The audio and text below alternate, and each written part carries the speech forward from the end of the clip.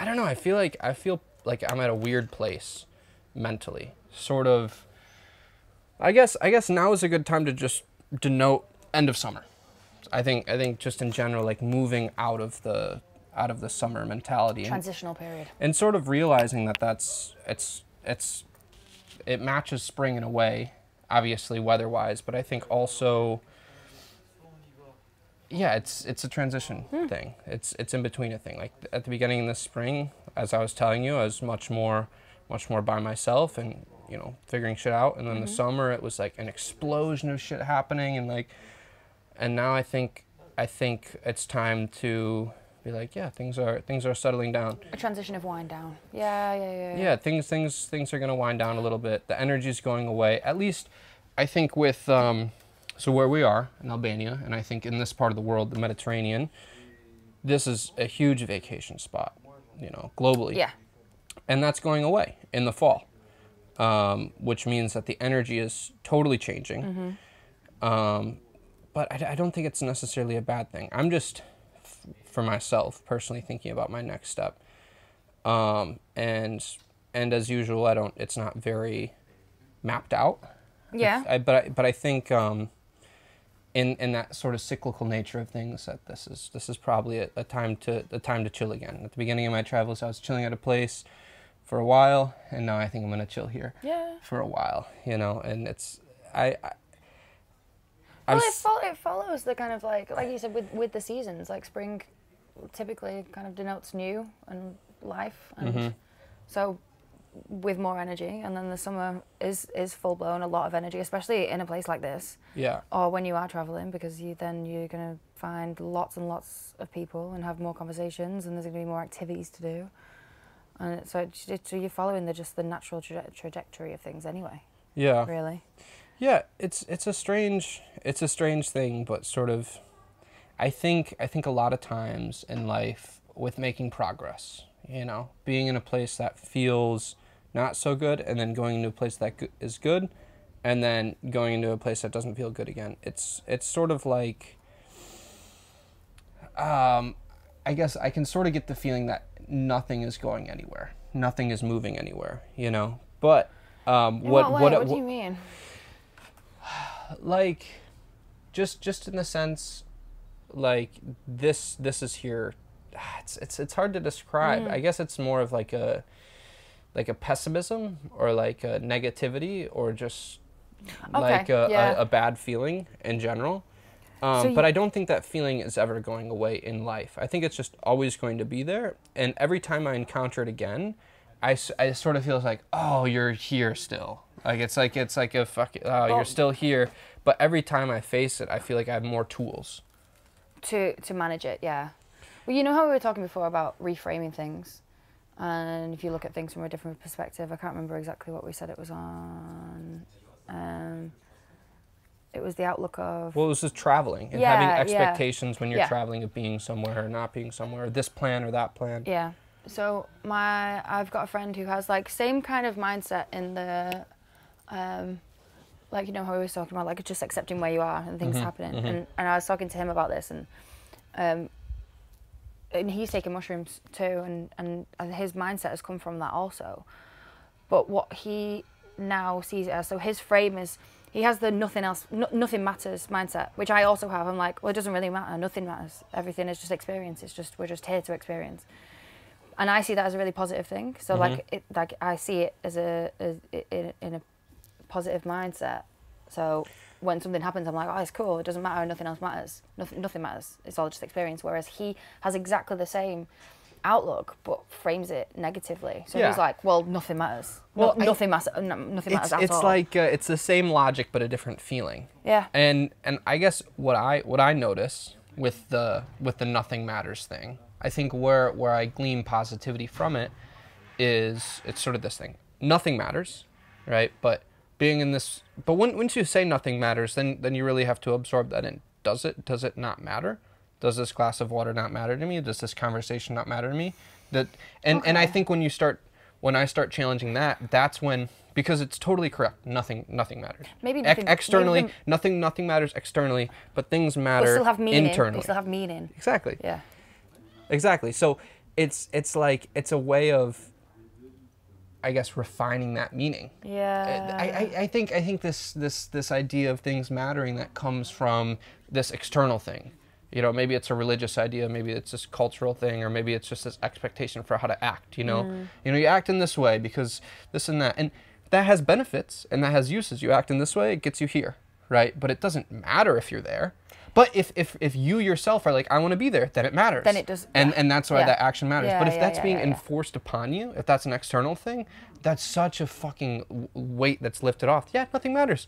Doesn't matter what the fuck they say. Doesn't matter what the fuck they say. Yeah. Unless you care about them. And if you care about them, then you have something to learn about yourself. Specifically to you, yeah. Exactly. I suppose you're right. It's like it's an individual thing and then a generalization as well, at the same time. So the individual matter is important. The generalized matter is not. Yeah, well, kind of. I don't know. I would say meaning only exists within us. Yeah. Right. That's why. Well, yeah, because you create your own meaning. Exactly. My meaning is not the same as yours. Yeah. So, but at the same time, that does exist, and that's why people work together. That's why there's families. That's why there's companies. That's why there's communities. Is because people agree on the same thing mattering, and work toward that thing. That is all humans working together, and that is at the core of it. Right? Maybe the word matter is wrong. Maybe it's having value. Maybe it's to do with value rather than mattering. Maybe that makes it make. I've got to be honest. When you say that, I don't think I'm smart enough to distinguish those two things. I'm like, having value or mattering. It sounds like the different way to say the same thing, unless there is a definitional difference of which I'm not aware. Let me think. Because I feel like they are different. It's almost like the consequences of actions are not. You can have a mindset where the consequences of actions are not so important because whatever happens and you are there to experience that. You can obviously influence that in the way that you want to influence that so that the consequences then align with your value system. Mm-hmm. So I would say here's what I thought as you were saying that. The value, I think, is meaning that we label something with. Mm-hmm. So value is meaning that's shared because we label it with value. For example, money has value, right? Like, we're here in Albania, so lek has value because everyone agrees that it has value. But you go outside of Albania and lek is worthless because no one says it has value. Okay, yeah. You could then use that though as a metaphor for, because obviously, like when we're talking money and currency, that is a physical value that is important to everybody because everyone needs money to buy things and to live. Yes. However, it's not always within somebody's value system to be important. So, like, yes, I need money, but it doesn't sit highly within my value system. Yes, it's the survival, right? The hierarchy of needs. Yes, get the survival. But once the survival thing is done, then money isn't an issue, or it isn't the problem. I would say the problem is usually many other things. But I think that's what inspires people to go out and have different experiences. I think there's a lot of people in this world that operate based on that sort of ubiquitous, and it's different from culture to culture, but this ubiquitous idea of what is good to do or what is right to do, or how you should act within society. I would say in the States, maybe in most of Western culture, that's they get a job, do the whole thing, this and that, and it works. And this is the thing about the States. Well, there's a reason why there are societal norms. Like, it's important to stick to them in some respect. Well, it's if you play the game, it works, right? You get the money and you get the thing, but you have to play the game and you have to serve the thing, and you exist in that, and you have certain privileges from that, but then you're also chained in a certain way. And I think that's where a lot of people, I would say most middle class people, find themselves in, sort of this state of, I have money, I have opportunity, but I don't really have the time to do what I want because I'm stuck to this thing that gives me the time and the opportunity. Yeah. Right? So it's, and then you're spending so much energy in this job so that when you get home, it's like, put on the Netflix, fucking open a beer, let's chill here, maybe I'll do a little bit of stuff on my property, this and that, but it's very steady. It's not, you're building something, you can build a family, you can build this and that, but I think a lot of people or I get the feeling that a lot of people are not even coasting, but sort of just wasting away. Yeah. You know, going through their lives and you know what? It's easy. I think for some people they're kind of happy to sit in that, I guess. Like someone like myself, I'm not at all. That's not the kind of my mindset or outlook on life or what I want to do, kind of like. But even I have, in the last 6 months, ended up in that state. So I wanted to move to Manchester so that I was in a city that was creative and full of people in order to meet new people and expand my circles and be more creative. And I'm trying to get into acting, and that was the kind of like the point of the move. And so the job that I took allowed me to do that. And then the job that I took over all of my time and all of my energy. And as a result, then the 6 months that I've spent in Manchester, I've only just now started to be creative again. And it's took me 6 months to get there because I was so drained from learning this new job, which I needed because I needed the money to be in the place where I want to be. And so even though I'm not that kind of person who would happily sit and coast, for 6 months I've done it, which is it's a sacrifice. It's a sacrifice. Yeah. And at least I would say I think people get lost in it because they don't have a goal. Right? Yeah. I think going into it with a goal or with an intention or with something is the thing that can save us. Because it's a means to an end. It's not the system is the end. We serve the system. It's not that. No. The system serves us so we as humans can live a better life. And if we can do that with that goal in mind, then we can work within it. Yeah. I think people just get lost within it. It's like, no, I want to keep playing the game. I want more. And it's like, well, what the fuck are you? What is more? It gets too easy though, doesn't it? And I suppose, especially I think if you have children, I do think that makes a huge difference because that ties you to a place. It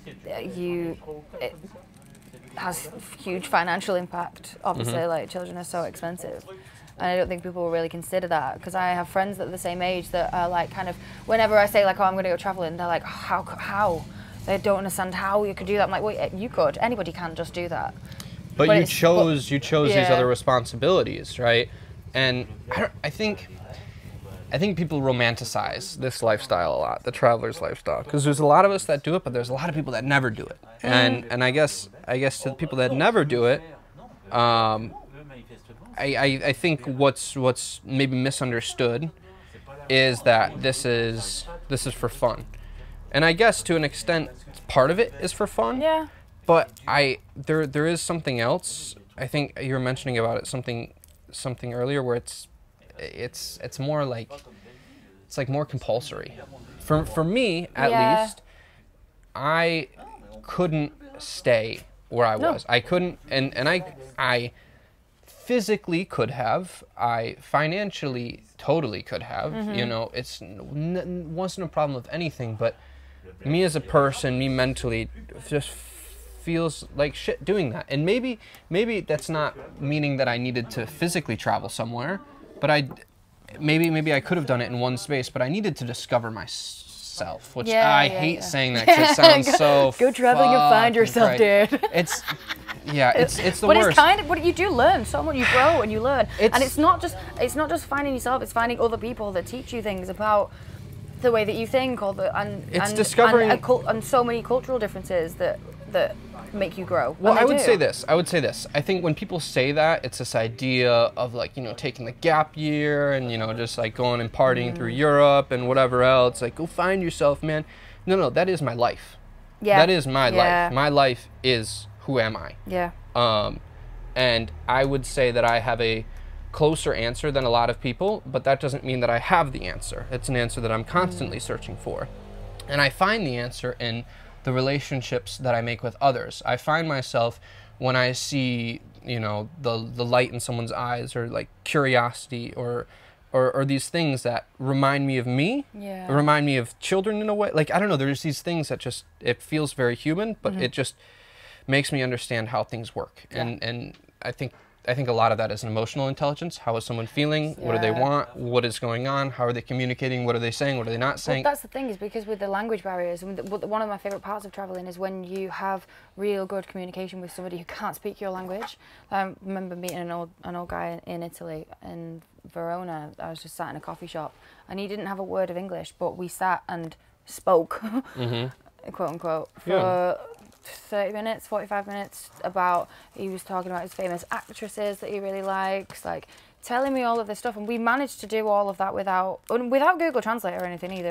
It was just different communication. Like, you don't have to be able to speak the same language as someone, and those kind of bits of communication for me, that's more raw, because you're not having to use any words to actually get a person to understand what's going on inside your brain. Well, and also the thing too, so we have totally different slangs in the States and the UK, of course, but I would say both places we have very strong slangs. Yeah. And one of the things that, as a traveler, that we have to get rid of immediately as a native English speaker is our slang. Yeah. Because we take it for granted, you know, this is our native language, and you can, like, I was in Italy and my Italian friends and my French friends were speaking English. And I'm like, wow, this is cool. This is my language, and it's both their second languages. But this is easy for me, right? And it's not as easy for them.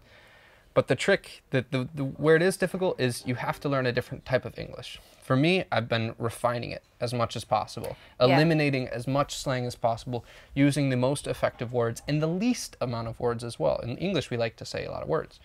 I guess in lots of languages, we like to say a lot of words, but the idea of... No, you are right. There's a lot of synonyms, a lot of... And there's it's a huge vocabulary. Sometimes maybe there's like a rhyme thing that's happening, or maybe there is like a specific connotation with a different synonym that really fits the meaning better.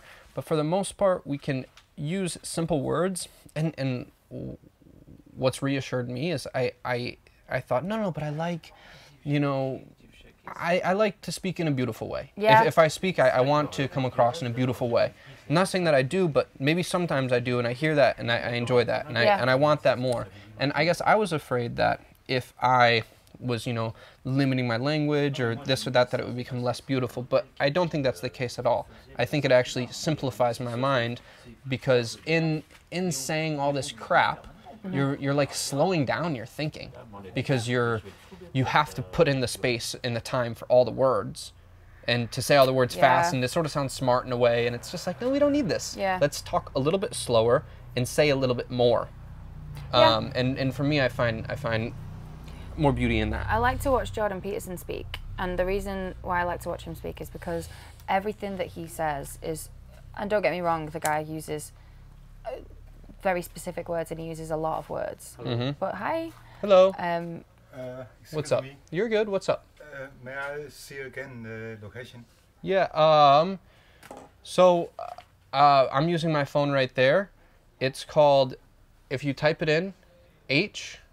No, I just make sure it is. I don't know. Only 600 meter. It's right here, man. So it's if you go down this. Very close, right? It's very close. Yep. It's basically, you just go right into town. You're gonna see a big church. Yeah, exactly. Here? So exactly. Yep. So just straight, right, left. Okay. Boom. You're all good, man. Thank you. Take care. Hope you find it. Bye. Yeah, so he speaks, and he uses, so we're talking about, there's a lot of different synonyms, but he uses the very specific word to mean, or to communicate what he wants. But when he hasn't got the word, he just stops speaking. So you'll find that he kind of like is speaking, and then there's no kind of filler words. He just stops to think about the word. And although, yeah, that's kind of slow to listen to, you know that actually everything that he says is precise and really to the point, and actually does communicate everything. But that's with the intention of lecturing, or that's with the intention of his words, you know, being out on a podcast for somebody to listen to. When you're traveling and your intention is to get the person to understand you, that's when it might make more sense to shorten the vocabulary and use just more generalized. Well, it's like adjectives. Yeah, the generalized in the simple, and I guess in that sort of speaking, there's this maybe anxiety to speak correctly, you know, like, or something like this, you know, God forbid I say something that's not true, which I would probably say all the time, and that can be anxious, that can provoke anxiety, because I don't want to do that, you know. Yeah. And I can watch it back and I'll be like, nope, this is what I meant to say, or you know, I didn't get that across. But that's an anxiety in general, and with any sort of creation, anxiety is the enemy. If I'm talking right now and I'm anxious about what I'm saying, I'm gonna be a fucking loser, like in what I'm saying, because I'm gonna be trying to say it in a way that gets us. It doesn't fucking matter. I'm just going to communicate I'm just going to communicate because And this it is my doesn't feel energy. as truthful then, does it? If you've got that anxiety and you're trying to think about the way that you're speaking. It's the same with writing. I was talking to my friend about this the other day because I was talking about poetry, and I've only just really started writing again. And I like what I write. Like, some of it's great, some of it's not so good, but some of the stuff that I'm coming out with at the moment is good, as far as I'm concerned. And then we were talking about like me putting it out onto a platform or whatever, and then I kind of said like, oh well, I don't really know if it is any good because that's just, I think it is good. And then the kind of conversation went on to be like, well, it doesn't really matter. It's art. It doesn't need to be anything other than it is. Yeah. Because it just needs to be whatever came out of me. Yeah. Because that's what I created. It doesn't need to be any different. Mm-hmm. It doesn't really matter what anybody else actually thinks of it. And I think that Thank you. that mentality is especially needed when learning another language. When you're learning another language, you're not going to have all the words. You're going to have none of the words to begin with. Yeah. And so to say anything is very difficult. But you'll start to get some of the words. And once you have some of the words, you'll realize that you can say a lot of things with not many words. Yeah. And it's not eloquent and it's not efficient. No. But if you're with someone that's patient, that cares, they will listen to you and they will understand you.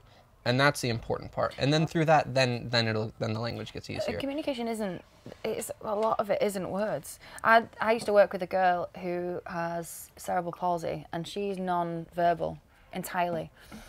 She can make noise and make sounds.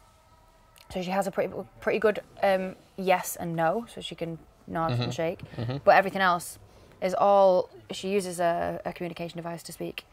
So like a tablet. Okay. Like what Stephen Hawking had. Okay. But that takes so long. So like obviously when you would watch Stephen Hawking speak, it would be a lecture and it would be all fluent and quick. Mm-hmm. But that would have taken an hour to program longer. Mm-hmm. So whenever she was trying to say anything, it would take her so long to press the one button for I, press the one button for want, press the one button for this, and then eventually it comes out in a sentence. So as you can imagine, she didn't really want to use it because it takes so much time and she was impatient.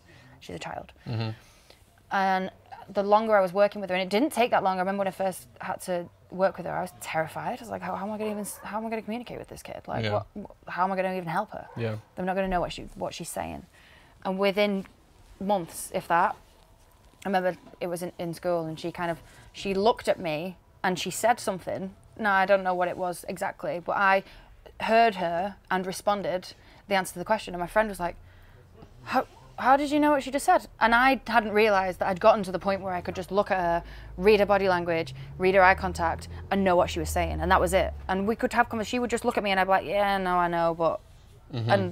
And carry on with the conversation, and she would respond, but she wasn't actually responding. Mm-hmm. And that was so interesting to me, how that kind of like receptive communication is very little to do with the actual words that are spoken, really. It's the point of intention. If you can read the point of intention, then you can understand someone.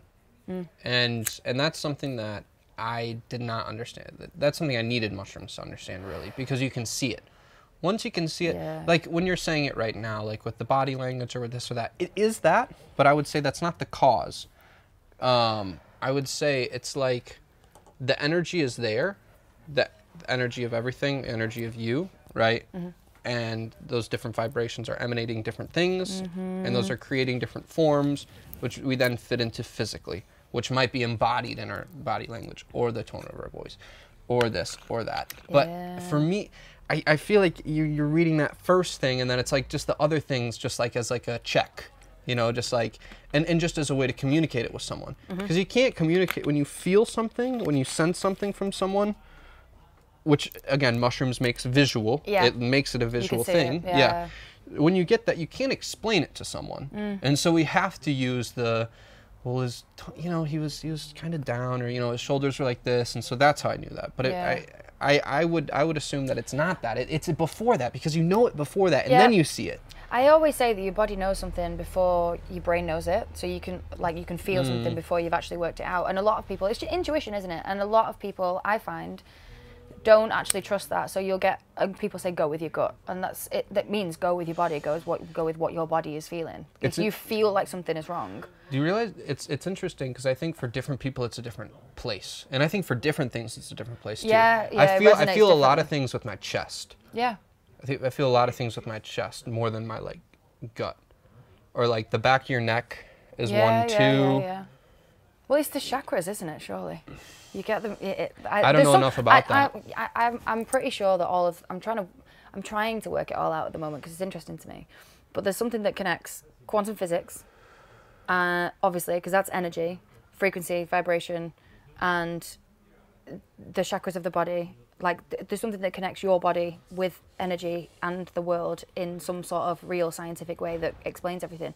Quantum physics is the thing to know about to work this out, but it's so hard. Well, the problem with science is trying to get to this theory of everything. Yeah. But it's not. I think there's a couple of theories that sort of you can put together into the theory of everything, but while you're talking about that connection, I don't think it's quite there yet, which means that the current knowledge that we have of science is flawed in major ways that we don't know about currently.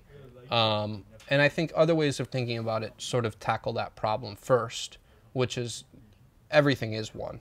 So understanding that it is one thing, that the connection is that is us already. And we are seeing all the separations, but that connection is beneath everything. I think that mentality is much easier for me to understand the world. No, I get that. I get that entirely because that leads onto the topic of manifestation, because I've been talking about this with friends recently, and it was through taking mushrooms and realizing that I am my own universe and the universe. I am everything and everything is me. Mm-hmm. That it's not about creating. Well, it is, but it's not about, okay, I really want this job, so I'm just gonna believe it and I'll get it. It's, for me, manifestation is about opening the doorways for those things to happen. So it's like I can do anything because I am the universe. Anything can actually happen that I want to happen. Mm-hmm. But it's not about just wishing for that one specific thing. It's about opening the pathways for that thing to come to you. Yeah, I think for me, I have to externalize it. If I make it about me, I have an ego problem. Yeah. So I get the ego gets in the way and it doesn't work. So what helps me think about it, my simple way of understanding it is, okay, something exists, right? Something exists, right? If we can agree on that, which you can disagree on for sure, but I will just say something exists. I would say, based on that information, if something can exist, if it's not nothing, if there is something, then I think for me, it's obvious that everything exists. Yeah. If something exists, then everything exists, right? Because what are the chances of just something existing without everything existing? If everything exists, something existing would be 100% of the time, which is what we experience. Mm-hmm. So that's why I come to that conclusion of everything can exist. Okay. Meaning, what you were saying, everything is possible, right? But it's not that I can decide to make something possible. It's that there are these waves of energies. There are these waves of energies happening, and you can get on and ride it. For example, if, like with talking or with creating or with anything, it's something within this connection of all of us, call it God, call it the universe, call it whatever you want to, that is coming up and speaking like a volcano, or something is emitting like a volcano, right? And that can be us, right? And so for me, I think it's more about working on the connection between myself and everything, myself and God. Yeah. Because if I can harness that connection, that is what like different cultures have called it different deities, but like. Okay, so what is God to you then, in that case? Because you said God, and I struggle with this because I'm not a specifically religious person in one particular avenue of religion. But I feel like, I always say I'm spiritual, and I hate that whole like, oh, I'm spiritual, but that's more what it feels like for me. But it's not that I don't feel like you're supposed to have a connection with a higher being, I guess. But is that higher being also part of yourself? I think the higher and lower thing confuses us too much. And it can be helpful, but it is tricky because we have too many associations with this higher and lower thing. And, so when you say connection to God, that's not something that's higher than yourself? It's something that's higher than myself, and it's something that's lower than myself, and it's something that's right where I am as well. Okay. Yeah, that makes sense. It's funny. So I was raised Catholic. I don't. It's the energy field. I don't align myself with that particular point of thinking, but I remember this question being asked, and how it was answered by the priest at the time or the teacher or whatever was you don't put something after is when asking the question of what is God. What is God? God is. Nothing goes after. You don't put something afterward. It's God is. That's how they chose. That's great. I think that's how they chose to answer the question, and I think that's a helpful way of thinking about it. It's like the wrong question. You know, it's if you're trying not to see God, right? But if you're trying to see God, then it's there. Which that gets into a different thing, but like again, that's how they choose. It's kind of similar. It kind of aligns with the whole like what I was saying before. With like, if I believe it to be true, it is. It's well because that questions truth, the idea of truth. So I had a long conversation with someone a while ago about this, and it actually made me frustrated to even because I like to think you know, truth or not truth, you know, real or not real, but we just don't understand enough to tackle that question, and so it's not really helpful. Is it not your internal truth? Like, is it not to do with actually? Well, because what is true to you? I would say that I don't like this whole my truth thing. It sounds weird to me. I think there is the truth, and that there is our perspective of the truth. Yeah, two separate things. But then, at the same time, when I lay out that whole way of things working within that, there is not no truth. There is, it's all true. It's even lies. Even lies true. are there is truth within every lie. So again, and this is we will run into this problem with any dichotomy because they cancel each other out, and at a certain point, it's not helpful to try to seek within that dichotomy. It might be helpful to like look at it as one thing, which is maybe more difficult to conceptualize, which is why we split it down to begin with, because to think about it, you have to look at it, which takes cutting it in half, right? Yeah. But I think to understand it, we kind of can't look at it necessarily. We have to, I don't know what that is necessarily. I don't know how to do that. I'm trying to figure that out myself, but I think that might be the goal of, you know, meditation or prayer or whatever it is more understanding of where those two things connect. So I don't know, you're asking about connection with God. It's tough because I don't know the difference between the connection to God and the connection to myself. Like you were just saying with the meditation, for example. So I don't know what, you know, your idea of meditation would be, but for myself, it's when I am. So I don't often go and sit and meditate in the same kind of way. No, I don't think that everybody meditates in the same kind of way. My meditation is normally through movement, and that's when I am present. So if I'm running, I feel like I meditate when I'm running because I'm just so incredibly present. And meditation for me is to be present. It is to be. It is just being. And is that not then the same kind of, you can make a parallel to over what you were saying about before, where God just is. You are just is in that moment. I think one of the ideas of meditating can be to remain in that state of mind. A practice that I've heard of that sounds kind of nice is the idea of sitting down and meditating in terms of stillness. I think that's how a lot of people. But with what you're saying, that's stillness of the mind. Yeah, right? Yeah, exactly. If I'm running, but then that's probably because of ADHD. It's got to be. That's when my mind is so clear and so focused. So I think that's, you know, making everything intentional, and I think that's how you get into that manifestation thing, is when everything is intentional. Yes. So if you sit in a way that, you know, your body can remain in because it lines the structure of your I body and you're absolutely strengthening your body. Follow you with that, yep. But the idea of this particular practice would be you sit down and meditate, and when something arises, I need to go to the bathroom. You get up, you go to the bathroom, you sit back down, you meditate. Something arises, I'm hungry. You get up, you make food, you eat, you sit back down, you meditate. So you fulfill the need and then carry on. But what if the need is to move?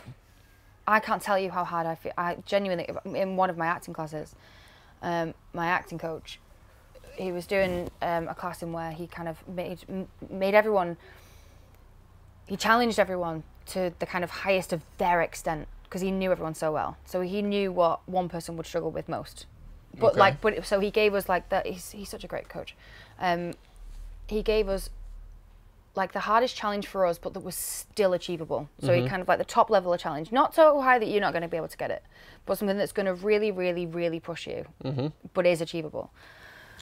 And they were everybody's scene was entirely different because he gave them different direction. And I stood up, and he's also my best friend, so he knows me inside and out. And he asked me to do the scene entirely still. So he said, just don't move. Just don't move. Give it as little as you can kind of in your face, but you just need to be still and just do the words. Just say the words and see what happens. Oh my God. Like, I tried my hardest, and I really did try, because I was like, look, he's a fucking good coach. I want to listen to what he's telling me to do. So I tried so hard. It was so uncomfortable. I was sweating after the end from staying still. It made me sweat because it was that hard for me to do. And he said, on observation, he was like, he just went, you never stop moving. He was like, you were, but I could see it inside. Like you would just, there was You were just moving to not movement move. there was movement inside your not you. moving was So- moving twice. Yeah. So for me, like, I just find it so hard to get, like, I could go try and sit down in that grass now for 60 seconds and we'd probably get to 60 and I'd be uncomfortable as hell. Like I would, but maybe that's the point of meditation, is fighting through that uncomfort until you just do it. Yeah, I think it's what is uncomfortable. Yeah. What is uncomfortable about sitting still, right? And so to ask the question of what is uncomfortable, you have to be uncomfortable. And so it's like, do we really need to ask that question? Let's just I don't know be if I'm in comfortable. control of it though. I don't know if that's just my brain.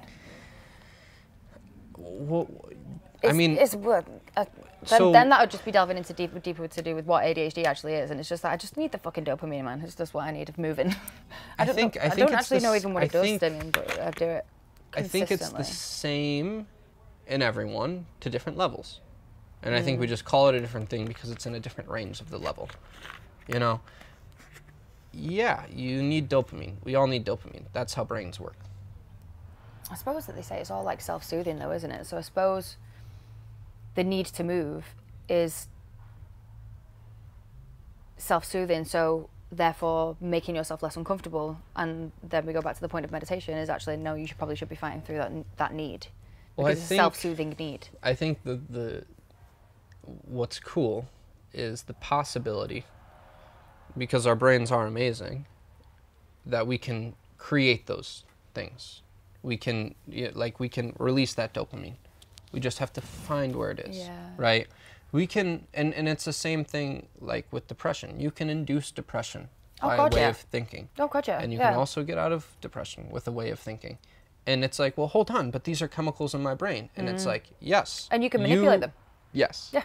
Oh, once you learn that, this is what I found with my own mental health, is once I this is why I'm so interested in neuroscience, and I wish I'd have done it. I did a master's in psychology and I didn't take neuroscience as a module because it was so long and I didn't have very much time, so I took the easier ones to make it easier for myself. But my level of interest in neuroscience is huge in terms of mental health, because once you can understand once you realize it's just chemicals and you can do certain things to manipulate those chemicals, you have so much more control over what's going on. Yeah. Well, you can... Sorry. No, go. Well, you can think about it in any way you want. The chemicals way of thinking is a way of thinking about it, and also not thinking about it in terms of chemicals, and just feeling the things and seeing things and creating arising feelings. I think one of the most interesting ones, I guess the most exciting ones, is probably joy and inducing joy. How do you do that? When I say joy, I mean like a feeling on par with ecstasy, or like Molly, like actual MDMA. You know what I mean? Like, yeah. So, and it can be done. And it absolutely can be. I've been to the point.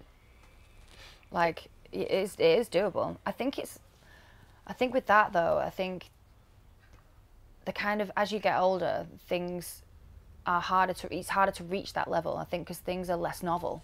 So I think it's when you kind of go through something that's a novel experience that fills you with that much dopamine. So for example, if you're actually comparing it to drugs, the first time you take MDMA, you feel it way better than any other time that you do, because it's the first time you've ever had that experience.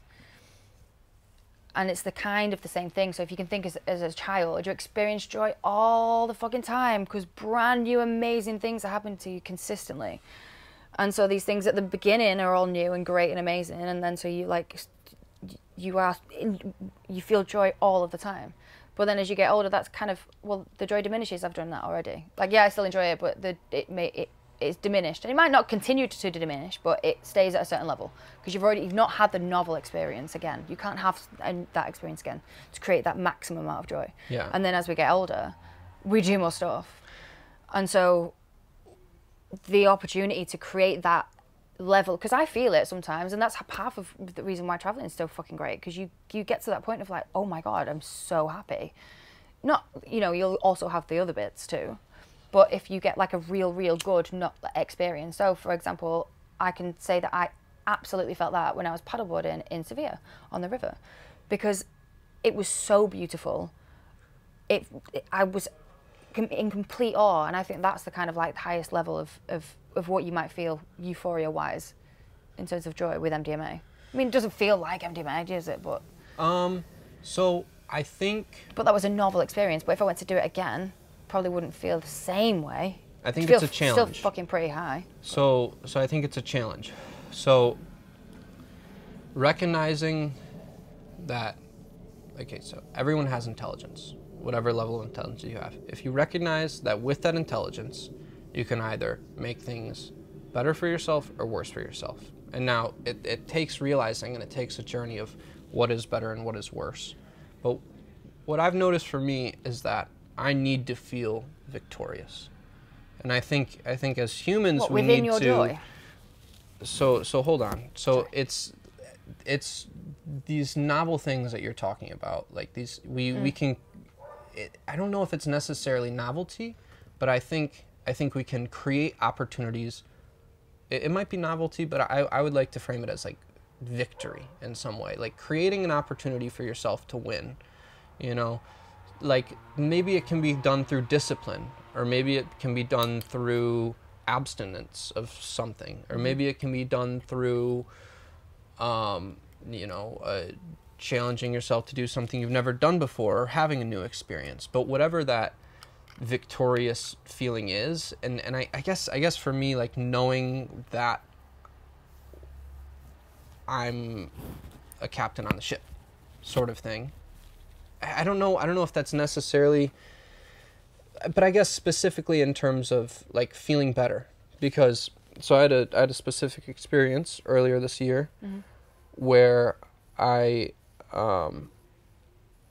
as I mentioned, I was on a farm by myself for a while. Yeah. And then I met these people that were filming in this small village. It was like totally random. And I ended up connecting and whatever else not. And I asked them to do the podcast because they were talking about things that I wanted to share with people, and we did it. This was with Mimo and Claudia. And I was walking back because it was like a 20-minute walk back from the village to the farm. And like I everything that I was confirming in myself, like just I don't know how to explain it, but just like the appreciation for these things, and the appreciation, and like I don't know, like just looking at the sky and this fucking amazing feeling overwhelming me.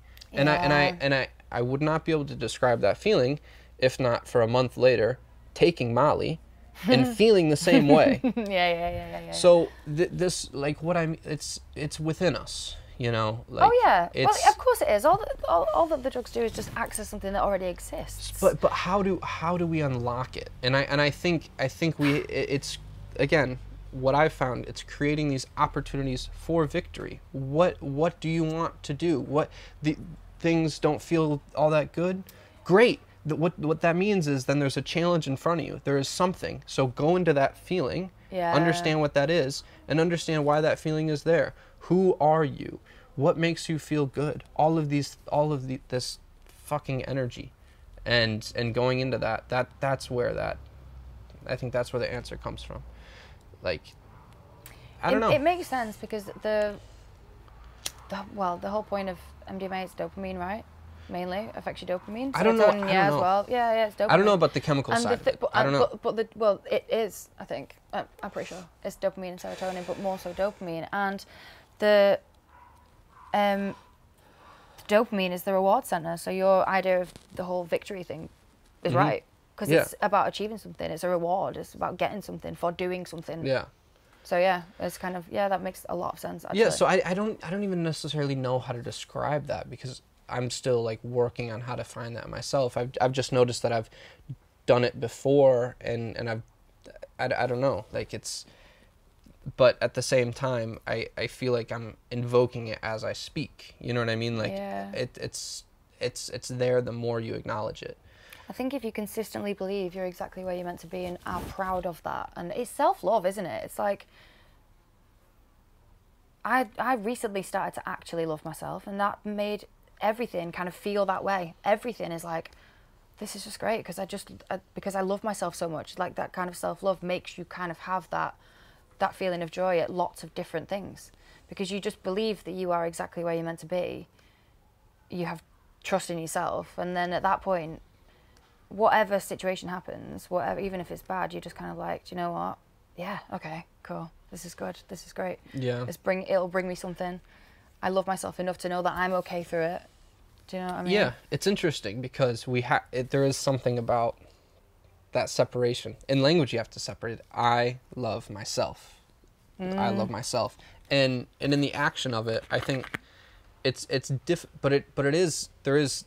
have to create this separation, I think, when things happen. And I think the things most important are the negative things, the negative actions, or the negative reactions that you have to things. And we all have that self-critic, and it's not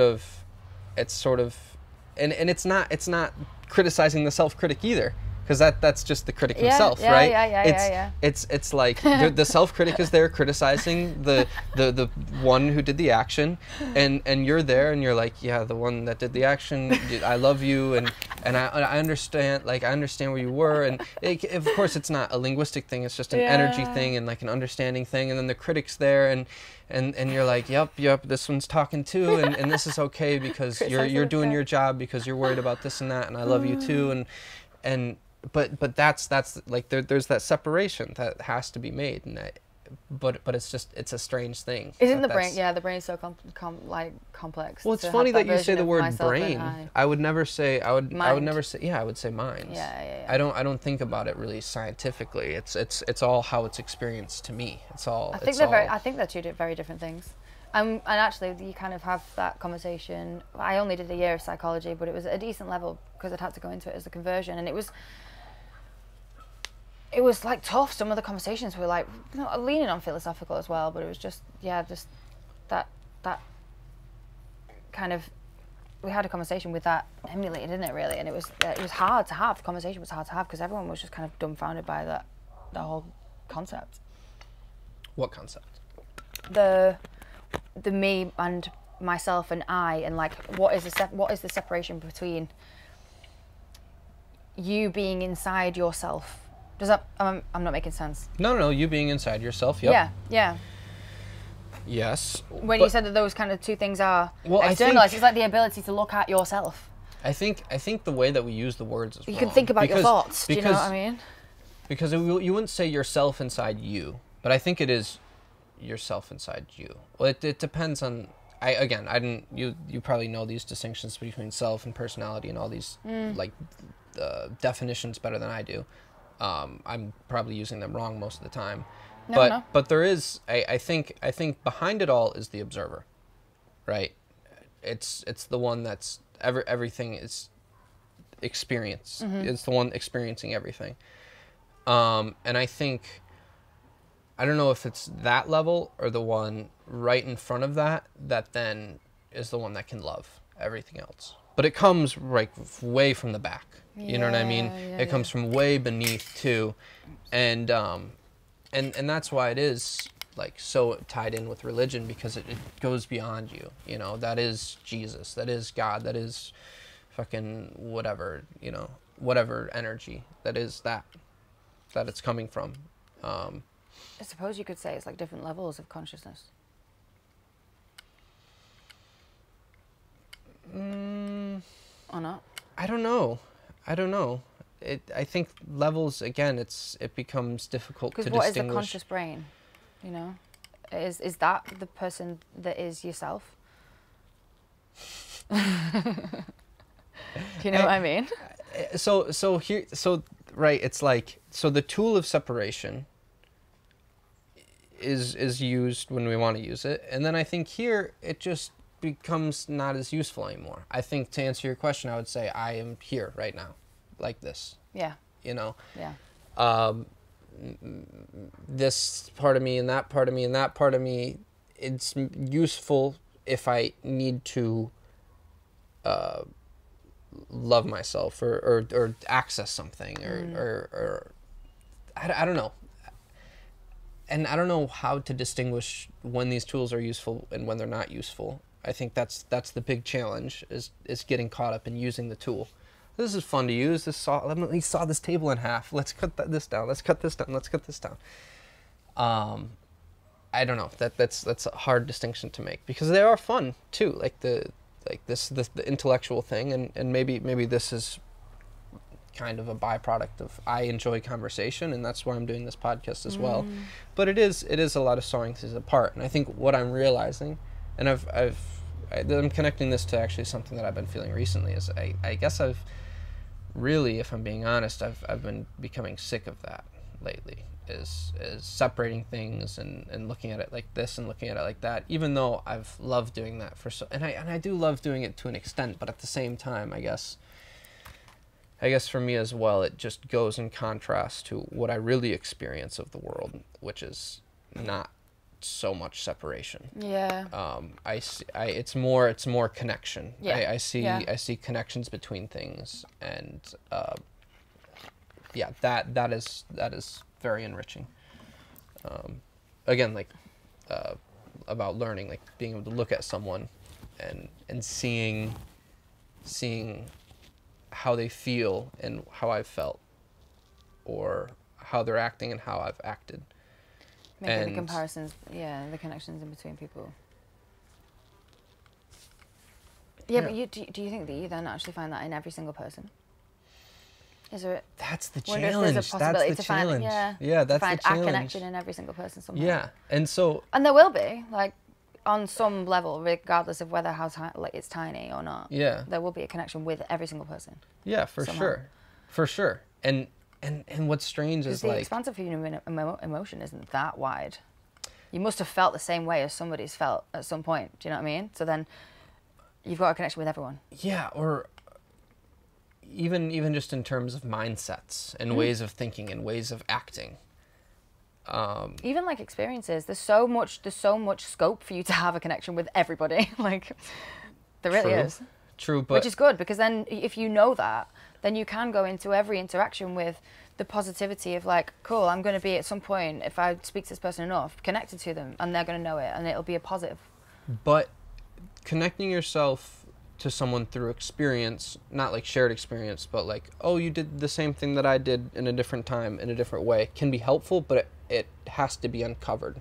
Whereas I think mindset is how someone will be acting, so without having to even, like, converse with them. Yeah, it's immediate. You know, it's and you can, it's there. It's a part of everything. It's how that experience has been integrated into a way of living. That's that mindset. And so sometimes it's strange, because I've had the privilege of seeing people with mindsets that I've had before, you know, and I understand it, but then I also don't understand it because I'm at a different mindset now. Yeah. And it is still specific to them, so it might be. Well, and then the tough thing is too, it's like, I don't know. I like learning from people, and I also like teaching people. And so it's like, if, like, I wonder what might open up someone's, like, if I'm looking at a specific person that is like revolving around a specific thing, or like a specific way of behavior, and it's like, you know, a couple other people, we can acknowledge it, and like we can talk to that person about it, and then they'll acknowledge it, but then also keep cycling around it. It's like, this is interesting. Like, what does it take for you to understand this thing? You know? And I think that's really what makes most of us different. It's not things we understand, it's the different ways that it takes us to understand them. Yeah. And that takes sometimes a lot of time. Well, it's literally what you just described, pretty much everything that you do with behavior management in children. So like, there's a child is much more kind of simple, because they just do stuff. They just do whatever they feel like. They have kind of less limitations or expectations on them. They just act how they want to act a lot of the time. And so behavior is just a form of communication. So if a child is repeating a behavior consistently, you've just got to work out why that is, and then get the child to work out why that is, so that then they can understand that behavior. And as a result of them just understanding why they're doing what they're doing, typically it reduces. But you have to meet them where they're at. So you, like what you were saying before about like teaching someone, you have to learn what makes them tick, and you've got to get to know them specifically and how they learn for you to be able to teach them. That's exactly what you do. You observe behavior, you work out what it is that might be causing that, then you teach the child in their way what is causing that behavior, and then as a result they understand it, and just, it kind of stops. But you can't just teach that kid. If you've got two separate children that are having the same behavior, might be caused by even the same thing, I'm not going to teach this child the exact same way that I'm going to teach this child. Well, I think the hardest thing is getting someone to acknowledge it. Yeah. Because even if like, that's big. Even requires a lot of self-awareness. Even if they're used to acknowledging it in a way that gets them out of the situation of having to acknowledge it, you know? Like, if this has been a behavior, and now I'm speaking with adults, where if you're an adult and you're repeating a behavior, probably it's been brought up by this person and this person and this person and this person and this person, right? And you're looking at it and you're saying, that person was an asshole, and that person was an asshole, and that person ended up being an asshole, and everyone's a fucking asshole in my life, right? And then now, like, looking at that, it's like, wow, it's going to be very difficult to even acknowledge that there is something going on, because you are completely externalizing it entirely. It's not something that you see within yourself. And maybe like deep down, or in a deeper place, like, you see it and you've existed there and you've been with that pain, but that's a place that you don't want to be, and you want to be as far away from as possible, and so you don't bring that with you. And it comes up in negative ways. I guess I don't know. It's strange. It's strange to, I guess you get this especially in hostels, right? Like, or like in living with people situations, you get a lot of different strange characters with a lot of, and one of the interesting things is it can change you very quickly, or like you won't align with the place and you won't be able to stay there, you know? Yeah. Like, it's because your life is now connected with people. Your life is now, and new people too. And so the way that you act changes. Yeah, it does. It's revealed, you know? Like, you could just be that guy who, like, is, like, weirdly looking at people, like, all around, and, like, never, like, interacting in a way, and just being weird. But if you do that at a hostel, it's like, hey, dude, you've just been standing there staring at us. Yeah. Or you're doing this weird shit, and we're all observing it because we're all here. Yeah. And we're all seeing it every day. And then the way that you act does change then, because I had an experience very similar to that in McCasker actually, which I was talking about before. So there was a guy on my bus on the way, and he started talking to me, and he was okay, but I wasn't really interested in being his friend, and I tried to keep the conversation minimal. But I don't know, I just got an odd energy about the guy, and it felt a little bit creepy. He'd said a couple of like untoward things about the way that I looked, so I was like, I don't want to really continue this conversation. But you also, as a female traveller, have to be super careful with that, because if you piss the wrong person off, you can't trust anyone, especially if, like the creepy guys, because that happens. It does happen, and so I'd had to then change the way that I was in the hostel. Like I wasn't comfortable enough to be able to be like, because he'd asked to like do stuff with me all the time and was like waiting around a lot for where I was. So as a result, I got up at 4 o'clock in the morning and went out and he was asleep and watched the sunrise. Amazing for me because I got to watch the sunrise, but there's not a fucking chance I would have probably woken up at 4 o'clock in the morning if I didn't feel uncomfortable in the hostel because of the guy that was there. And that's... So you do end up changing the way that you act because of the people who are around you. And he could have been a completely okay guy, but I mean, like, so I will be less trusting when I'm away than I probably would be at home, because I can't get home quick. Yeah, I have to be way more vigilant about who people are. Yeah. So, you know, I could be being shitty, he could have been an all right guy, but I didn't feel something good from him. So then I changed my behavior so that I could stay away from him. Yeah, but he could have been okay. It's tough because a hostel can either be the best thing or the worst thing. It's supposed to be a home. I always loved them. The idea of a hostel, it's supposed to be a feel at home, sanctuary for you to then be able to experience a place and then come back and have your sanctuary, have your home. But it is You're ruined. so right. It is ruined by like the best ones always feel like home. The best ones are always like this one's great. Like I've stayed in like you know, like kind of like more like commercial ones, like generators and stuff like that. Yeah, of course. It's just don't have the same vibe, and I think that's where you have more of the not so good. I don't know. Maybe that's just my experience.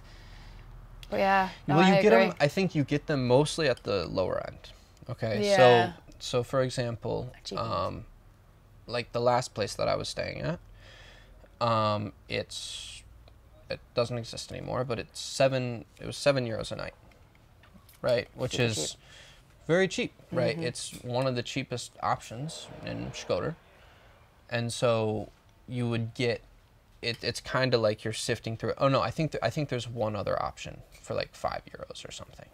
Okay, so not the complete, not the complete, yeah, right. It's not the complete bottom of the barrel, but just the idea of, well, at a place like that, you're gonna get some cool people, right? Some people that are able to find the like good stuff and like move around. So like, I met some fucking cool people. One of the coolest people I know, you know, like was there. So it's not about that, but then you also get the best ones to go with the mid-ground ones. If you go like mid-ground, you don't go right up at the top end. This is not mid-ground. This is definitely at the low end. Okay. But I do think you get, unfortunately, a lot more of the weirdos, like the people that are just like don't know how to act. They are trying to cheat people out of things. They don't want to pay €3 for laundry or whatever the fuck, and you're just like, I don't know, just weird shit. Yeah. I've been quite lucky in hostels. I really have, actually. Well, and the tough thing is like I remember I went out to smoke one night and I saw this girl like sitting out and I'm like, oh, you all right? And she was like all anxious because like, you know, this dude was being weird and all this and all that, and it's like, yeah, I understand you. That fucking dude is weird. That sucks, and it's all worried about it and this and that. And it's like, yeah. This person in particular is like, yeah, I changed all my bookings from hostels to hotels and this and that. And yeah. I mean, this girl I just met said the same thing, actually. She ended up doing the same thing. Yeah, so I can understand it. You get a couple bad experiences and you're like, well, fuck this. But I tried to tell her, I'm like, well, look, you can have bad experiences at hostels, but at the same time, the best experiences you will have will be I think it's still always worth hostels. just being trusting a little bit and just doing it, like regardless of whether you've had a bad experience. Because I've had like a couple of not great ones, not even necessarily specifically with hostels, but just with people that I've met when I've been traveling. And then, so like for example, I then, which had tainted it a little bit, and then I was staying at an Airbnb in Toulouse, and it was a room in a guy's apartment because I just didn't have the money to. It was expensive. I was moving like as I was going, so I was booking last minute, and it just didn't. I can't remember how much they were. Like probably like €50 a night, but I was staying for one night, so I didn't want to spend that. So I ended up going with something that was a little bit cheaper and literally was just a fucking room in some guy's apartment. So I'm shitting myself turning up like, oh God, like this guy could, like, it's so easy to list a room, like to attract travelers. It's a 1-bedroom room and it's a one guy on his own. I was like, I could just be walking into hell here. Like, I really could. And so I went in with so much kind of anxiety and I like almost ready to get out, like, because I just knew in my head there was probably going to be some creepy situation. Anyway, was chatting to the guy for a little bit when I got there, and he was absolutely lovely. Like, he was really, really nice. He sat me down and showed me the map of where I was going, told me the areas to stay away from. He had a daughter around my age or something. He was telling me all about his life. Made me feel so at home and so welcome. And as a result, I felt terrible. I didn't, because you always, like I say, you have to be vigilant as a female traveller anyway. So I don't mind that I have that kind of perception when I'm travelling because it keeps me safe, and that's fine. But like immediately I was like, oh my God, this is like, it just solidified my kind of like, oh no, you can keep doing this because you're not always going to meet a creep. Like sometimes you are going to meet someone who's fucking lovely and build a really nice connection or a relationship with them. Not that I'd never carried on speaking to this guy, but it reaffirmed that there is, yeah, you know, you should be still doing this. And the same thing happened to me on the way to Sarajevo. Met an older guy who'd like, spoke very little English, paid for all my food, and was doing this on the bus, and I thought that was really, really cute. And he ended up, I got off the bus in Sarajevo and it was the middle of the night and there was no transport and I didn't have any money, and my phone, because it's Bosnia, isn't it, and so you don't have any, my UK SIM card wouldn't work, and I'd completely forgotten about that. So I just turned up like, oh shit, I'm at a bus station and I don't know where I'm going and I have no money. And then I didn't even tell this guy. He just kind of realised what situation I was in, and he's like, okay, come on. Yeah. And he did the same for another couple of backpackers as well. So got us into a taxi that he knew wasn't going to rip us off. I don't even know how I managed to tell him where I was staying, because I think I just remembered. Oh no, I had a picture of it, so I could tell him the actual hostel. And yeah, and he made sure that me and this other couple got to their hostel safe and sound. And there's not a chance I would have ended up at that hostel. I would have, but I don't know how. Yeah. And it was so nice to then be like, oh, this guy who initially I thought could have been a little bit weird and creepy on the bus when he was paying for all my stuff and whatever. Actually, was not. He was a lovely, lovely gentleman who was just trying to help out. It's interesting. I was talking to someone and this person wasn't all the nicest guy, but he was like, yeah, these people are so nice. And it's like, man, I just wish I could repay you back. I just wish I could repay you back. And the way he was saying it didn't sound very genuine. Maybe it was genuine, but it's, the thing is, you pay the people that are nice to you back by being not a dick. Yeah. You know what I mean? Yeah. By like, if you can, like, that's the name of the game. If someone's nice to you, if you can take that in, appreciate that for what it is, and then continue that on the next time you have the opportunity to do that to someone else. Helping somebody else out. Yeah, definitely. That's all it is. And that's another reason why I'm very glad to have traveled, is because you meet so many beautiful people. And I think for me personally, stuck where I was losing faith in humanity. You know, like I had enough situations with people where I'm like, people fucking suck. They suck. People suck. But they don't, you know.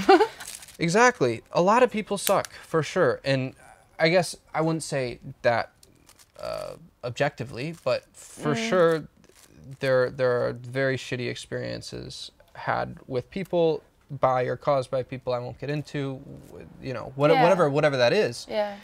But just having like good experiences with people. There are a lot of beautiful people in the world, though. To combat the dicks, like a lot of people do suck, but there are so many beautiful souls in the world.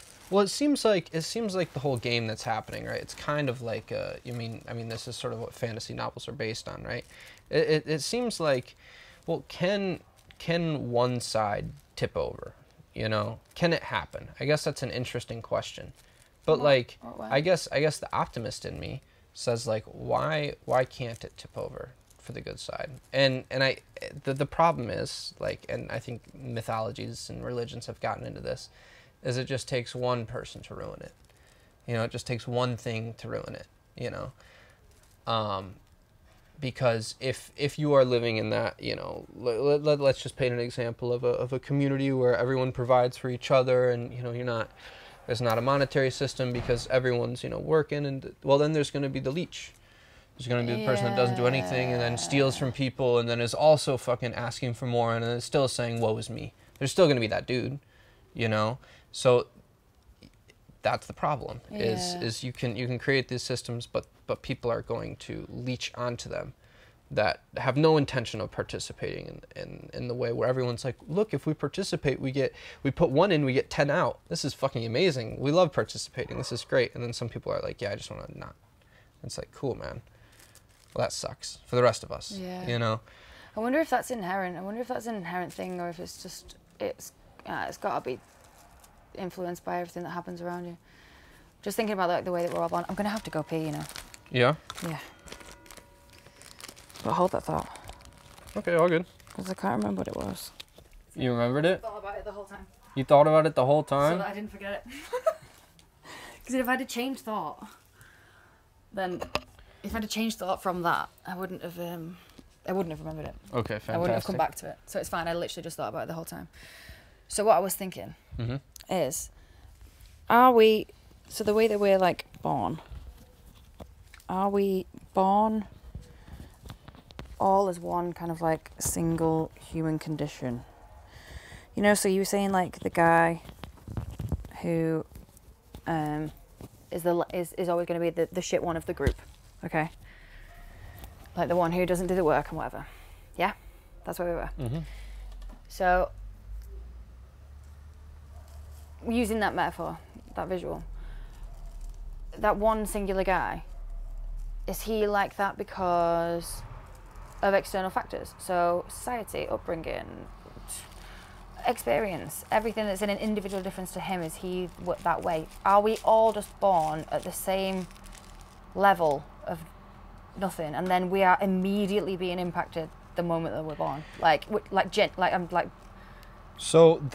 Or can they be predisposed? So there's 2 answers to that question, right? If the answer is yes, if we are all the same inherently, and that everything is just conditioned within us, meaning it is 100% nurture and none of it is nature, then that's the most optimistic one, because then we can all influence ourselves for the better, and then we can all treat each other better, and that will continue to reflect and go. But now if the answer is no, if we are all different, then there are things out of our control. And I think it's somewhere in between, but I think for sure there are just things that are out of our control in terms of, I guess what am I even saying is in my control? Controlling someone? Absolutely not, you know? Even if I do think, wow, this behavior would be better and it would benefit everyone, including yourself, you know? I cannot, know that in entirety. I can think that close to certainty. But I guess a way of thinking that helps me is that everyone's doing what's right for them. Okay? Yeah, even if you look at it and you're like, dude, you're doing something completely stupid, it doesn't make any fucking sense. They need to do that. It must so be that right they for them know. to do it, yeah. Well, even if it is them doing it just to realize it's stupid, it's like that's what needed to happen. It's like you can go to the simplest example possible, like don't touch the stove, stove, Paige, and you still touch the stove, and it's like, well, that was stupid, Paige, but you're like, well, now I know not to touch the stove. And so sometimes that is what's needed, because you could have not done it, but then you would have had it in the back of your mind. That's exactly me as a child, though, so it's like, boom, you do it, and then you learn. Yeah. That's I don't know. There's a need to do things. There's a need for every action in order for something to come out of it. But that's only if you're open to the learning. Some people are not, and they're the real difficult ones to deal with, because if you're acting a certain way but are not open to, because don't get me wrong, we can all act like a dick sometimes. There are things that I can do that sometimes I have to be like, why do I do that? Why am I doing this shitty behavior? There's a reason why I'm doing this shitty behavior. What do I need to learn from it? Because it's impacting other people around me. The people who don't really care about that, the people who are not open to the learning and not open to the impact around them, they're the ones that you don't want around. Like, they're the ones that actually are the shitty people. Because if you're just acting in a way and you have no... well, I guess that's what, like, the definition of a psychopath is. But here's the thing, right? Like, even if... But how do you know that, right? And the person that doesn't want to learn is going to tell you they want to learn. And it's going to tell you they're trying so hard. And they're trying the hardest. And they're trying so hard. And it's so much harder for them. And maybe it is. But... And maybe they are. Maybe it will happen. But in the 10 cycles you observe it in, you know? Yeah, but it's at that point that you know, like, actions, you can read somebody's actions way more than you can read what they're telling you. If somebody tells you that they care about learning, but then they evidently don't, you go with what the action is rather than the words. Yeah. Because but I mean, see, and that's the thing, is these people are the most persuasive people, right? And that's what gets, you know, that's what gets people is like, no, but they are trying. They're trying really hard. It's like, maybe they are. It's but they're not literally showing what it to you. do. They're not showing it to you, right? So you're right. You have to have that separation at a certain point to take someone for their actions, and that's tough. Yeah. That's tough, especially if you are emotionally susceptible and you're dealing with someone who knows how to manipulate very well. Yeah. And that happens all the time. That has literally just happened to me. Like, exactly what you're saying has just happened to me. So some guy that I was seeing like 2 months ago, not 2 months ago, only for 2 months between December and February.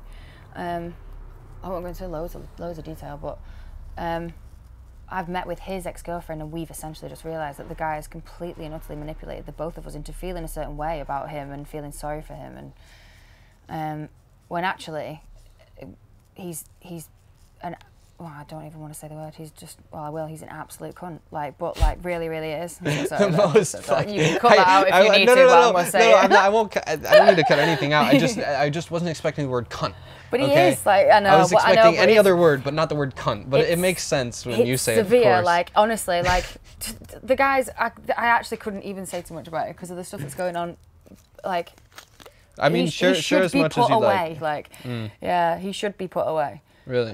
Yeah, and potentially will be. But this is what I mean. So somebody that is that bad of a person still managed to manipulate me in a certain way, and I'm quite like emotionally intelligent, or I like to think that I'm a good judge of character and understanding things. So these people who are actually real bad and want you to feel sorry for them, some of them are really good at it. Because if they can like infiltrate that many people, they're really, really good at cutting in onto what makes you tick. That's the thing. That's that energy, right? That is the intelligence thing. That's the whatever form you want to call it, right? You can do that. Like, intelligence serving itself is evil. Yeah, I like that. So, but intelligence serving itself is, you get out of the way. You know, like you can be smart yourself, but like it's tough. It's tough when intelligence is serving itself. Yeah. What I've realized is it needs to correlate, right? Like, intelligence needs to work with love. That's the challenge. Well, yeah, because then otherwise you just look at all the... Well, and that's the greatest evil people in the world have all been smart as shit. Well, and that's the thing. It's like, I wonder if they were happy, right? What we were talking about with self-love, it's like, if intelligence is only serving itself, then you're missing something.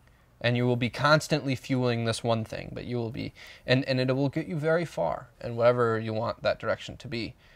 But I think beneath it all, you're going to be missing that love, because, yeah, if that was there, you wouldn't be doing that. You know, you would be using intelligence for love. You wouldn't be using intelligence for that. Or intelligence for love. That's okay. So I know it gets weird, but basically, like, there's a certain, I guess, fetish sizing of intelligence. Okay. Yeah. That I think is what a lot of that shit is, because then it's like, I mean, this is, I've talked a lot about this with curiosity being a very beautiful thing in terms of one of the things that I think creates joy is curiosity, that and gratitude, right? Yeah. But curiosity onto itself has the same problem. That can be evil too, you know? I wonder what makes someone hurt, you know? Like that kind of curiosity, right? but like genuinely, I just wonder what it's like. You know, like there's some of that out there. So it's like everything needs its. We need all these tools together. Yeah. It's not one thing or this thing or that thing. They're all working together, and it's all good. It's all good, but it's like we need each other. We need all the tools. I think that's where the definition for psychopath, or not even the definition, but it is a medical term. Like it's like the missing of something, the absence of empathy, essentially, really, and feeling for another person and being able to care about another person, and that is what's part of the diagnostic criteria to be an actual psychopath. But that's what we call, and we know to be like kind of, or they can be evil people. But then there's a lot of like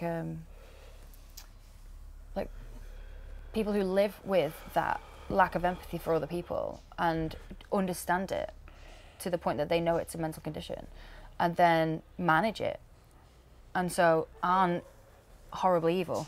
Well, here's the question that I find is interesting. Is it selfish to be selfish? No. I think it's... I'm selfish all the fucking time. Well, no.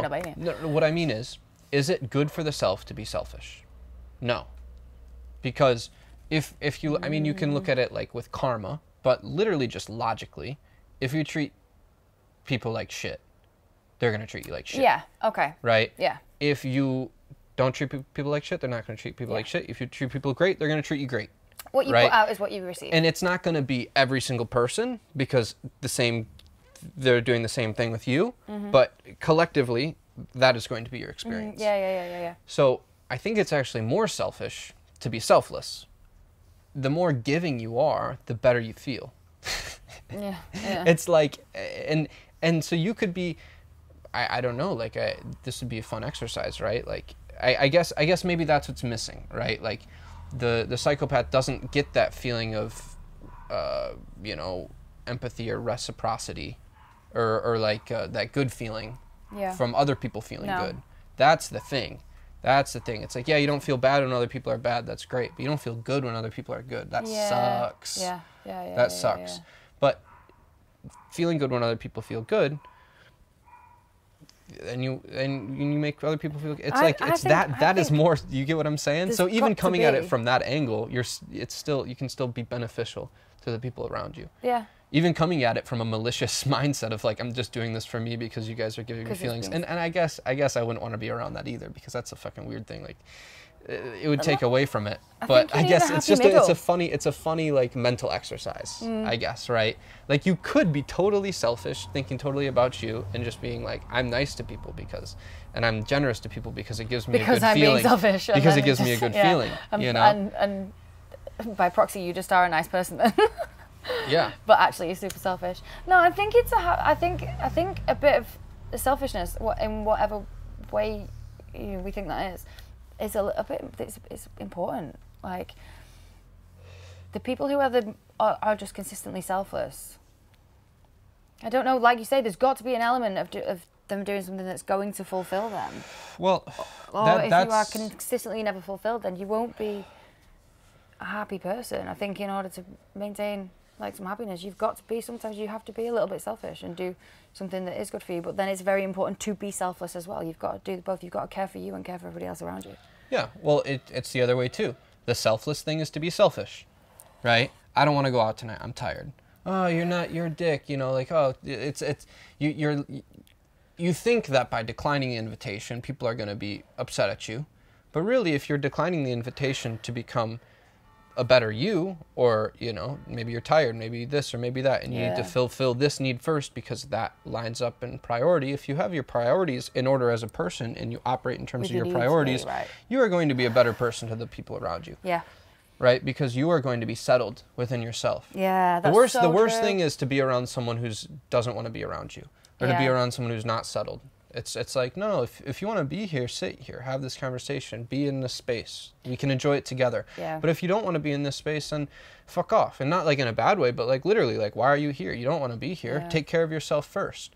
Then we can hang out. And then at that point, then it'll be good. That's very interesting. That's exactly where I'm at with my best friend at the moment.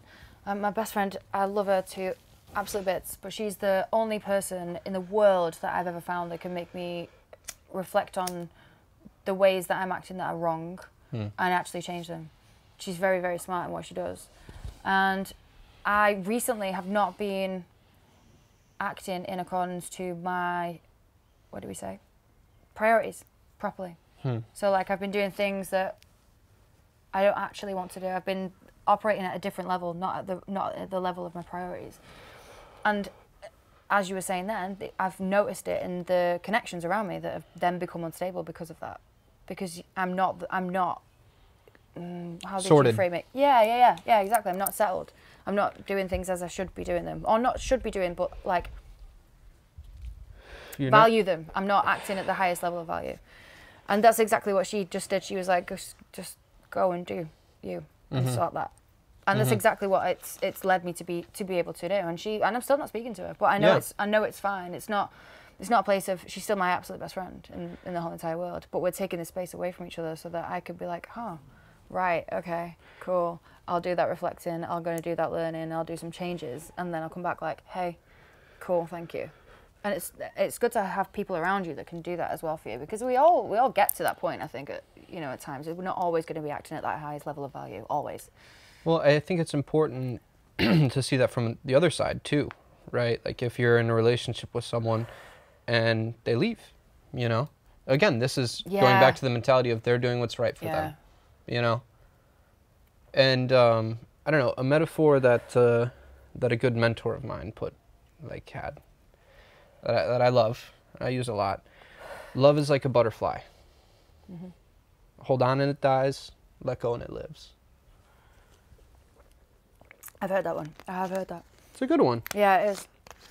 And I think, I don't know, just the idea of, people are going to be there when they're there, and they're not going to be there when they're not there. Oh yeah, my view on love, I love to talk about love, because I fall in love all the fucking time. But it's always, and I say this to people, it's at different capacities. I love so many people in so many different ways. And one thing that I've now learned, and I think mushrooms helped me with this as well actually, is like when somebody that I have loved or do love leaves my life, I don't have to stop loving them. Like, I think that's kind of like the difficulty of when you're like trying to get over someone. It's like you're trying to fight this love that you have for them. When things don't work out, and I've had a couple of things where I've wanted them to work out and they haven't, and it's hurt me. But I still now can sit and say that and it's taken me a while to get here, and a couple of different trips of processing. But like, I can still have that love. I can still hold that love for that person. It doesn't matter that it's not on them. It's still within me, and it's fine. And I can still emulate that as well. Like I can still want the best for that person. And it changes everything. But it's endless, right? Like, so if you try to cut that off, right, that's gonna build something in you that cuts off love in a certain way. But if someone was able to evoke love in you, and then that is real. Yeah. And that exists. Exactly. And you can continue to embody that, and as you continue to embody that, and I think more ways of loving will unfold. That's exactly what I've found. And you will have the opportunity to love more things and more people. Oh, it's great. And more experiences, and it all just becomes the same. It's definitely mushrooms that help with this, and you can understand why the 60s was the summer of love, because I often think I'd love to have been around in that time, because you do that like ability to love just widens and widens and widens, and you become, I don't care about telling people that I love them. I think I've had kind of like, you have hang-ups in case it's not reciprocated, I think, and you don't want to, that people don't like to say I love you first in a relationship. They just don't like to do it because they're worried about that bit of rejection in case that person doesn't say it back or they don't love them. And once you realize that it doesn't really matter if you do or if you don't, because I love you, and that's just something that I feel that I hold. Because I stopped saying like I love you to people. I used to say like I hold love for you within me, like. So I just be like, I don't really care what this is, but I hold so much love for you as a person. I hold love for you. I hold love for you. Yeah. Because then it's not about whether they reciprocate it or not. It's just about the way that I feel about them, and it enables me to fucking love loads of people and tell them that I love them too. It's great. Yeah, I think that comes across with any form of honesty. It can be the other way too. Like, I think just being honest with people is sort of difficult. if there's something you want to tell someone, or if there's something you feel about someone, negative, positive, whatever, it's usually better to say it. Yeah, I don't find it so hard to be honest with people. I find that pretty easy now. Now, I didn't, but I do now. But I think from maybe more of a people pleaser point of view, it's very easy to put up with people's shit, you know? And it can be little stuff too, like just being in a conversation with someone where you don't feel like you're really there, you're kind of just in your head, you can't even really pay attention because you don't really care about what they're saying, but you're still listening. Sometimes in that situation, dude, I don't care about what you're saying right now. That's hard to say. That's really hard to say. Yeah, it's hard to say. But what's funny is I think it's similar to the you know, being the first one in a relationship to say I love you. It's similar to that feeling, right? It's that breaking down yourself so to them. Genuine, You're opening up the walls. You're being vulnerable, isn't it? Opening up the gates. Come on in. This is how I feel. This is how I feel. I'll be here. Exactly how I feel right now. Yeah. And having that vulnerability, I think it makes life much more navigable. I absolutely agree. Because then those those situations, like you might piss them off or whatever, but then that will be understood, and then things will flow in a different direction, and it'll keep moving. You don't get caught up, like being caught up in all this shit. I think it comes from a lack of acknowledgement, and maybe the next step is a lack of expressing that to the people that it needs to be expressed. It kind of only works though when works well when it's reciprocated with the other person, because I've had that kind of experience before where, because I am genuine and honest with people, and if I feel something about them in a certain way, I will tell them, and I'll tell them in a way in which they need to hear it. Like I'm wary that some people need harsher truths, some people need to hear things in different ways. So if I have something to say to somebody, you know, that is important to say, I will say it, even if it's going to hurt them or it's going to, you know, cause some conflict. But I'll say it in a way that they need to hear it. But then you will still always find people who are not ready to hear, no matter how you're having to say it. Some people are not at that level of wanting to hear that. They can literally just not hear you. Well, I think that's, people get upset trying to make people understand. You get this a lot. You know, I just can't make them understand, you know, whatever that is. And the bottom line is you can't make people understand. You will never get in their minds, right? Yeah, exactly. You don't need to, because the right people, you just have to show them. Yeah. The right people, you show them and they see it, and maybe they don't see it at first, but maybe they'll see it later on. But that's how things work. Look at this. Look at this. A lot of vulnerable people is great. I don't know if you've ever been in an experience where, of course you have your own hostel, but I had like an experience with some new friends recently when there was probably like 5 or 6 of us after a bit of a party, and we were all just kind of relaxing and all really, really open, really vulnerable with each other with all the kind of stuff that we were talking about. And it was such a nice experience to have, because it was such like safety within it, because you knew that everyone was being so real and so genuine that everyone just felt super safe. And I think it's only when you kind of have the people who aren't as genuine, and you can feel that, and they're not giving you them full selves, and they're not being completely vulnerable, that then you can find the conflict, because there's something else that's getting in the way there then. Of them, they're not opening themselves up to you entirely, so there's some jarring. Well, for me, like it's like it can be stressful to put yourself out there, but then it's like, I guess what pulls at you more? That's what makes us act. What pulls at you more, this feeling or that feeling? Well, the feeling of missing out on opportunities and you know, being bored in myself is, you know, a bigger draw on me than my fear of embarrassment or my anxiety. That's the reason why I came up to you and was like, hey, can we have a conversation? And then I realized you're a really cool person to talk to, and then we were able to have this. And even though you said you're leaving tomorrow, right? So even though like this is just, you know, a day, it's a nice experience, you know, it's a nice connection, but it requires that, you know, and I think that's something that's enabled this. We're both vulnerable to an extent to be able to have a connection, acknowledge it, and then And keep open it moving up. forward. Yeah, because no, because that definitely. exists. Yeah. That keeps existing. And if you're upset about, you know, one flower blooming because it's gonna fucking, you know, go away, there's another flower blooming over there. So Yeah. you're looking in the wrong place. Yeah, You know? that's exactly right. Yeah, I like the way that you phrase that. Then there's another flower blooming somewhere else. That's cool.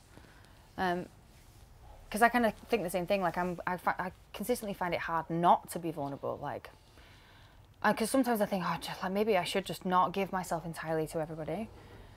Because even that can be exhausting as well. Because you can do it and then it doesn't go right or whatever.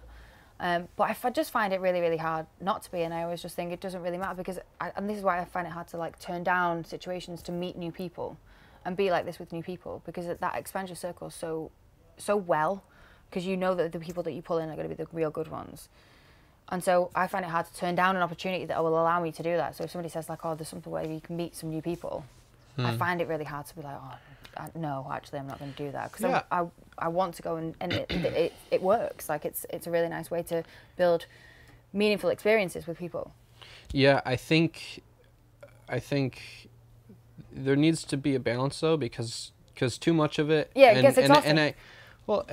I feel that a lot, where it's like a lot of people and this and that, and I think it comes from maybe like people that. Maybe it's sort of the same interaction, or it's just a low-level interaction, or it's just not really stimulating in the ways that I need people to be stimulating. You know what I mean? Like it's just sort of annoying more so. You know, where that builds up more than the good interactions with people, and then I get to a point where I'm like, no, I need to take more time for myself. Yeah. And I think in my mind that, man, I'll need to take like a couple days or a couple weeks or whatever, this time or that time. But usually it's like sometimes I could lay down for a little bit and get up. I'm exactly the same, and then you're ready to go. But it's just like recharging, I guess, a little bit, isn't it? But even just acknowledging that it's like sort of just like fuck people a little bit. Like I want to chill for a second, and then like just getting that. And just being like, I'm gonna chill for a second. It doesn't even matter how long you chill. You can chill for 10 minutes. You know what I mean? Like you're there. You got it. Yeah. You got the thing. You're like, I'm me. Like I'm here. This is this. This is that. Okay. You know, instead of just being fucking constantly flooded with shit. You just take that, sort of do your thing. Maybe it'll take longer to process some things, or not as long to process other things. But I've found myself surprised by like, I'm like, okay, here we go. I'm here again. You can just recharge. I'm the same. I always think it's going to take me forever. Because I remember the last time I was traveling last year, like that one was really crazy for meeting people. Like I met so many people, and you are like expending so much social battery, like constantly. Like you're with people 24 hours a day, pretty much. Like, you know, you're sleeping with people in the rooms. I know you're asleep, but the minute you get up, you are being social with people. To the minute you go to sleep, most of the time, if you end up with good groups and stuff. And I found myself the last time I was traveling after 3 weeks being so drained, and I remember thinking like I need to spend some time on my own because I just don't have it in me to speak to another person anymore. Yeah. But I found it so difficult because the situations that I provided, that I'd put myself in, didn't allow for that. Because the minute I'd walk into another hostel with the intention of going and being like, no, I'm going to be insular, I'm going to have some time, I'm just going to be in this one hostel and not speak to a single person. I'm like, I'm going to go in, and I get into reception, I'm like, hey, and straight away, I'm social again. And I actually found it really, really exhausting. I got to Prague and I was physically ill when I was in Prague because I was like so drained and from doing so much. And I actually got ill, like my body shut down. I got tonsillitis and I had to be on my own because I didn't have the actual energy to spend with other people. And it was so weird how my body like physically interacted with what was actually going on for me socially as well. Yeah, that's what happens. If you don't listen, it'll come to you. I was thankful. I was literally thankful. I was like, oh my God, thank God. I can actually not speak now. Well, it's funny. It's when you extend it, like if you're able to do the travel thing where you're not traveling, you're living in the place, then sometimes you do have to take like vacations, little vacations. But you also have to have your life set up in a way that like you get that time in each day. Yeah. So me personally, I haven't got too far into it, but a good friend of mine, sort of how he does it, he likes, you know, like physical like movement and you know, like calisthenics and that sort of stuff. So he's gone at some part of the day, usually in the morning, you know, just to do his thing, you know. And I think that's his way, like every day of sort of just recharging, and then the rest of the time, the rest of the time we're just chilling at the hostel, smoking joints, you know. But also he's explained this idea of like, sometimes you just like if the hostel's in a weird situation, or like it's just been a lot of like what you've described, where it's like I'm fucking stressed out. You go somewhere for 2 days, take a little bag. You know, you still got your home here. Just take a little bag, go somewhere, get a room for a couple nights, you come back. Yeah. You know. Yeah. So it's kind of funny, like this idea, like if you're traveling properly, like where you're able to stay longer. Have some time. You'll need to do that a little bit. That's literally what I did with this one. Like only being out for a week. Normally, if I was only ever anywhere for a week, I would fill it with stuff. And I'd be making all of the friends, and I'd be trying to make the most of every single opportunity. And I'm tired from doing that actually at home at the moment, because I'm doing a lot of that in Manchester because it's a new city, so I'm meeting lots of new people. I'm actually doing a lot more socialising back home.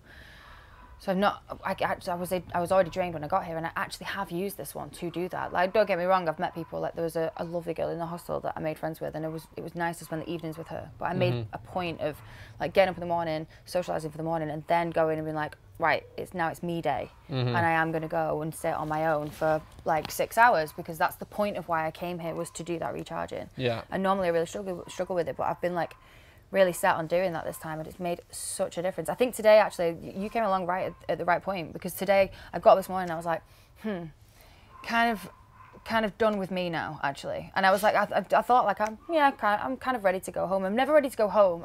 In fact, I went out this morning and FaceTimed my friend from Australia, so I definitely wanted to have a conversation this morning. So I went and had a coffee, and we had a really, really long catch up that was lovely.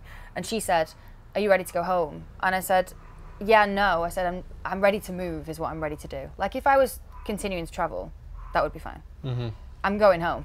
I'm never really ready to go home. Like I don't want to necessarily go home back to Manchester and do work. I just don't. I'd much rather be doing this. But I am ready to move, and I think you can always feel that in a place as well when you're ready to move on from it.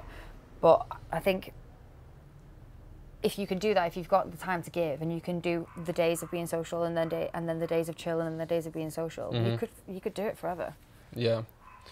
Yeah, I mean, for me personally, like if I'm exploring a place, a new city, I can do it like with people, like for example, meet a good group at the hostel. Hey, I want to check out the place. Yeah, let's go for a walk. You know, that sort of deal. Going for a walk, this and that, conversing, getting to know the person. But that's a totally different experience than just walking around a place by myself. Yeah, it is. I see things differently. I do things differently. I think the biggest thing is I interact with more people. Yeah. If I'm by myself, I'm going to be talking longer, like with, I don't know, whatever situation I'm in. Could be like I'm getting a coffee, or like, you know, looking at like books, whatever the thing is. Like I see someone, the interaction, and I'm able, it's like, oh, hey, you live here, you know, what, right?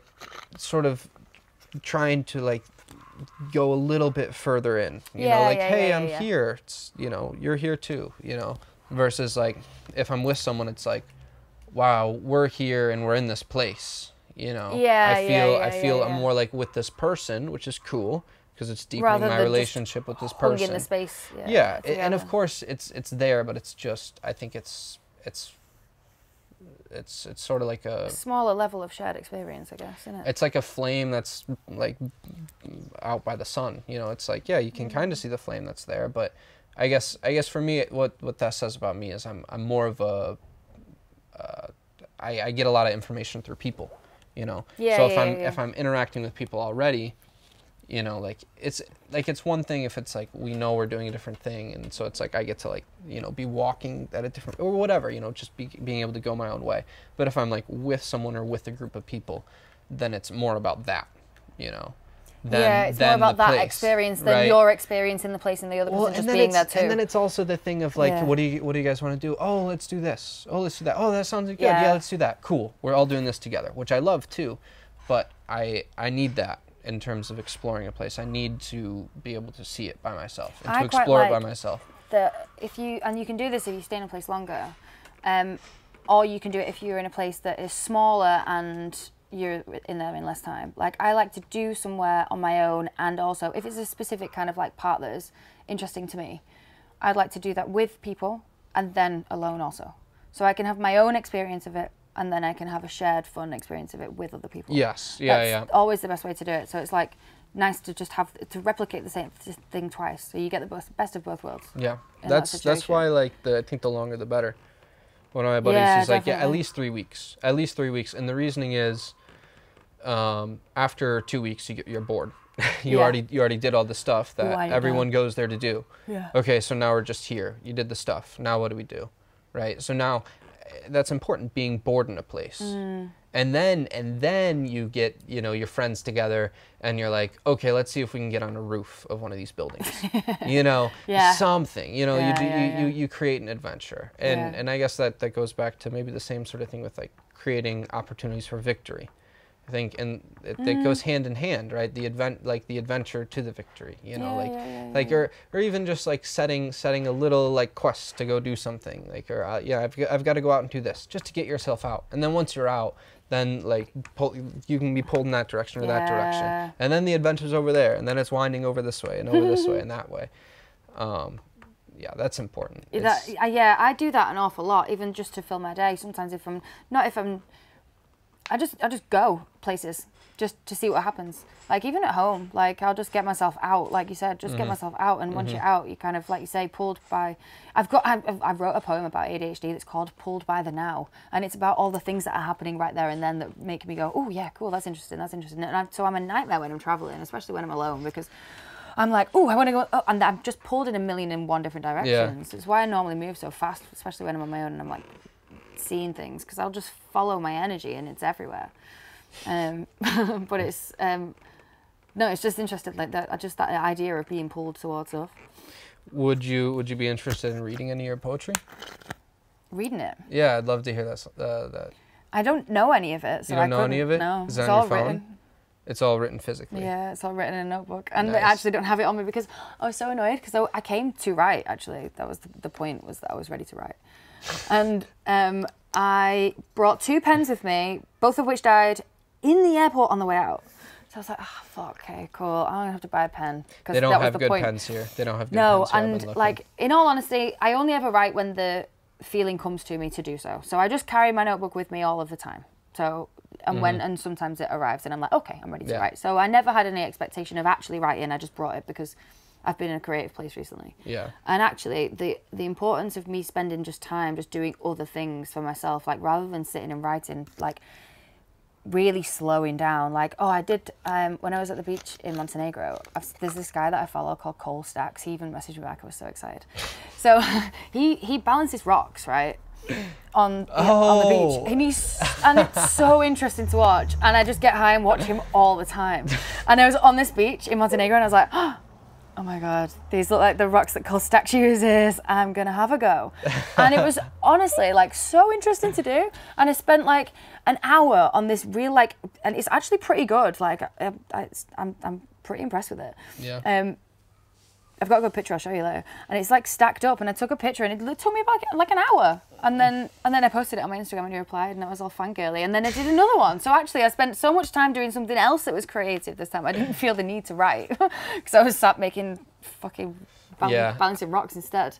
But yeah, the notebook has been in my bag the whole time without a pen, and I've kept meaning to get a pen. I actually asked in Montenegro if Sophie had one, and she didn't. And I was like, every time I went to the shop, I forgot I needed a pen because it's not there in front of me to think this is what you need, because I don't need it. It's just I need it to be there. So I still don't have a pen. Well, I've not written anything. No, that's exactly the kind of stuff I'm talking about in terms of creating adventures, like in a new place. It's like, this is something I'm not going to think about if I'm just like out.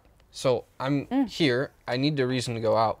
I need to go get a pen, you know? Yeah. And then you discover... And then you just end up doing other shit anyway. Yeah, exactly. No, for me, I mean, the stacking rocks thing, that sounds beautiful. Oh, it was so fun to do. It was so fun to do. It was so calm as well. And I just was completely engrossed. Even to the point that, so there was one of the girls at the hostel who was also at the beach that day.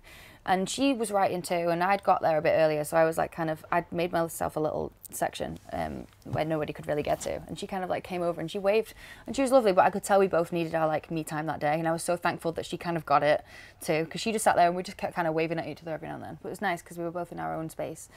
Anyway, I'm doing my rock thing, and apparently she'd gone for a swim and had come and swum right up to me, and she was like, "Oh, hey, sexy rock tower." But I had my headphones in, so I didn't hear it. She was like, "Oh my God," she was like, "Paige, I sat there for so long, just kind of like shouting, trying to get your attention. You were so engrossed in these rocks." She was like, and then I realized you had music in, and she was like, "I just knew there was no way of getting your attention at all." And I had no idea, because I was really, like, it really did take my focus that much. I was like, this is it was awesome.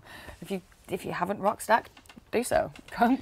Is that what you would call it? It's so good.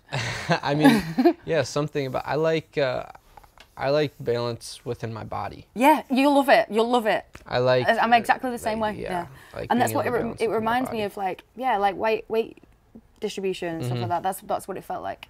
Yeah. Interesting to do. Okay. Yeah, you'll like it. Okay. Yeah, maybe I got to give it a go. But as far as the writing thing, I find myself using my phone a lot to I use it put bits out. And it's funny because I like have different like phases where like I'll only like be writing shit on my phone or like and I think it's because like, well, I do carry like a little notebook around and I do carry a pen around, but there is something about like, I think if I'm going to write, I want to sit down, take the notebook out, and like it's more of a conscious thing. Yeah. Whereas a lot of times throughout the day I might think of something that I want to write down.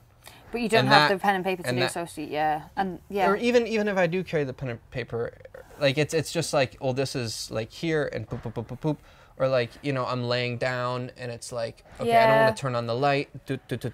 Well, what I do normally do though, I get you actually, because I do have notes in my phone and I have written stuff into my phone, but then I always rewrite it later on.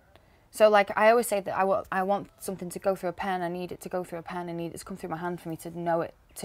Or even so whenever I used to like revise as a kid, I just used to write things out because that was how I would learn things. So it's almost like it just doesn't feel right just being on the phone for me. Like so normally writing it. Yeah.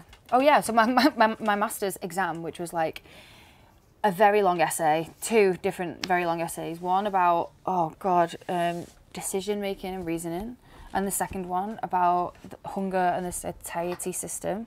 So like all of the fucking backstory of all the psychology behind it, and then like a new finding and like my own kind of ideas on the theories as well. Mm-hmm.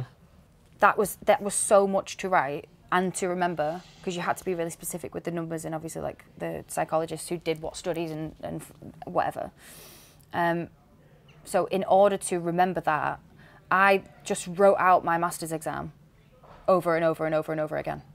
So I had the structure, and I knew what I was going to write in what structure, and that was in my phone. So I had like this module, like this psychologist and the date. So I would remember the dates and the names and what order they were coming in for my structure, and then I would sit with paper and write out my master's exam, following those notes over and over and over again, and then eventually stopped relying on the notes and just kept writing it out to remember it. So at the time I worked as a teaching assistant, and in the GCSEs, so when they do their exams, some of them, the kids that I was supporting, some of them couldn't write, and some of them really found it hard to read with dyslexia. So they are entitled to having a reader and a scribe next to them in their exam, so someone to read for them and someone to write for them. So these kids you have to teach to like speak, right, and you do it for them. But anyway, I was put with some girl who didn't actually want to use me. So you by law you have to be provided with that as an assistance because of whatever your educational need is. But it's up to the kids if they want to use it or not. Okay. So I used to sit next to this girl who had like 100% extra time in all of her exams. So her exams were like double, I think even longer than everybody else's, because she had like severe visual impairment, but she had everything printed up really, really big, and she just didn't want to use me. She would maybe use me for like 1 word or 2 in the whole exam. And so I had, at the time of studying for my master's exam, 3 hours a day during her GCSEs where I wasn't really doing anything other than, and I couldn't have my phone. I literally was just sat there, so I used to just ask for paper and write out my master's exam while she did a GCSE. Whoa. And then, so it was really lucky that Because that was every day? Yeah, every day for like Holy 4 shit. weeks. Because like I was not every single day, because sometimes I'd be put with a different kid, but during the GCSE period, I was pretty much always with a child who may or may not have needed me in their exam. Sometimes they did and I couldn't do it, but sometimes they didn't and I could. So I probably got to do it like 2-3 times a week up until the exam. So when I actually went into the exam, I'd love to read it, because you don't get the exams back, and I'd love to read that back. Sometimes I do read my own work back and I'm like, did I write this? Was this me? Was I this clever at one point? What? And so I'd love to read the master's exam, because I love that about kind of like intelligence and learnt skill and stuff. Like, yeah, I could do that at that point. Could I do that now? Could I even tell you one of the psychologists? Yeah, you were locked in. Cannon and Washburn, 1984, something like that. You were locked in. Pretty much the only one. But yeah, I'd love that about memory and how that works. And that it's not a case of like, you know, you don't have to remember everything to just be intelligent. If you can just learn stuff and then hold it for a little while, that's pretty much all you need to do. I've kind of come to, like, memory is too flawed for me. I would rather have understanding. And memory is nice. Like, it's, like with good memories, like it's nice. Or even like just founding memories, like things that like change the way you think about things. Core memories. Yeah, and I think those ones stick with you. But in general, like, I would rather just be able to understand it. And if I can understand it, then I don't need to remember this or that or that or this or his name or her name. No, that's great, because it also eradicates the impact of trauma on memory. So, because obviously, like, if you've been through something traumatic, your memory can do some crazy stuff and make you forget it. Like, you can't, like, it physically can do that. Whereas if you just go with the version of understanding instead, it kind of eradicates the trauma impact. Okay. So you're saying to not forget it, but to understand it? Yeah. Okay. Yeah. Yeah. Yeah, I mean, that's hard. I think a lot of people in that position do that because they have no way of understanding it in that moment. Yeah, that's true. Know? Yeah, that is true. And you aren't in control of it either sometimes. Like, if you go through, severe childhood trauma, your brain can completely block that stuff out, and it is just probably because you didn't have the emotional ability to understand any of it, so your brain just chooses not to actually save it anywhere. Yeah, no, it was interesting. So the last time someone hit me, like recently, like a couple months ago, it was like I was very surprised because I was very like. Well, number one, I was confused. I was very confused because I had offended them and I didn't know, and I was confused. So they were a friend of mine. We were in a car, and I said something, and he goes right to my throat right there, and I was confused. But then, It's not a very good. but then I'm like, well, no, it was. I understood. Like, I'm like, dude, you gotta fucking communicate with me. Like, I was like being a dick, but I thought that was our level of humor, you know? And I wasn't like, he didn't effectively communicate that I was crossing the line, or he did, but I didn't pick up on it. You know what I mean? I can ever condone, like, I'm such a No, I'm not condoning it. I'm not condoning it, but I'm also not criticizing it. Okay. Because I'm like I was confused, and I'm like, man, that sucks. And I'm like, dude, you gotta fucking like tell me. Yeah. You know what I mean? What the reason is. But but like I went through and I basically like processed it like then, like I just laid down and I'm like, that's weakness. Like I just saw, like I just understood it like immediately. I'm like, that was weakness. Yeah. I had upset him, and I didn't realize that. Yeah. But he thought that he was communicating that, but wasn't able to effectively communicate that without violence, and that is weakness. Yeah. Yeah. And it was a beautiful thing, because I'm like, I'm able to see it. You've got the understanding again. You've understood it. You know, and it's like wow, it's nice to be able to process something, being a mature person, you know, because being a child, it's like if like whatever happens to you, it's just like everything, you know. It's not like, oh, that's because of this and that, and that's what's going on here, and that's where the dots connect. No, there's none of that, you know. Yeah. But for me, and like, you don't have that level of thinking when you're a child, though. I suppose it's theory of mind, isn't it, as well? Like that kind of all ties into it too. Yeah, and I guess again going back to where I create victory is in understanding. Yeah. And so in being able to understand others, then I can act better, and And bring yourself more joy. As exactly, an equivalent. exactly. So through understanding that, it's like that makes sense. That makes sense why he reacted that way. It makes perfect sense. I just didn't see it, but it makes perfect sense. Yeah. And everything happened A to B to C to D. You know what I so mean? once you understand it, yeah. And it's like, okay, that's where I took place in that, but how can it go in a different way? Yeah. What led up to that? What can be led differently? Yeah. And then also you can use it to, like, as much as, so if anyone's super fucking angry with me, I'm going to be like, okay, there's a reason why, like, regardless of whether you condone violence there, which I don't. I get that some people don't know how to communicate in other ways. I understand that, but I always want to steer away from that. That's how I work with the kids. There's zero tolerance for me, but like on the same note, if someone is super, super fucking angry at me to the point that they could hit me if they were somebody who hit somebody, that makes me go, okay, well, why? And what did I do to get that person to that point? And what kind of triggers have I hit for that person that I wasn't aware of before? And clearly need, and it's important to be aware of what can trigger people into those places, I guess. If you care about them enough anyway, if it's somebody that you actually give a shit about, like if it's a friend. Yeah. And they've got angry to that point, like you have in your example. Well, it'd be like, and another huge factor.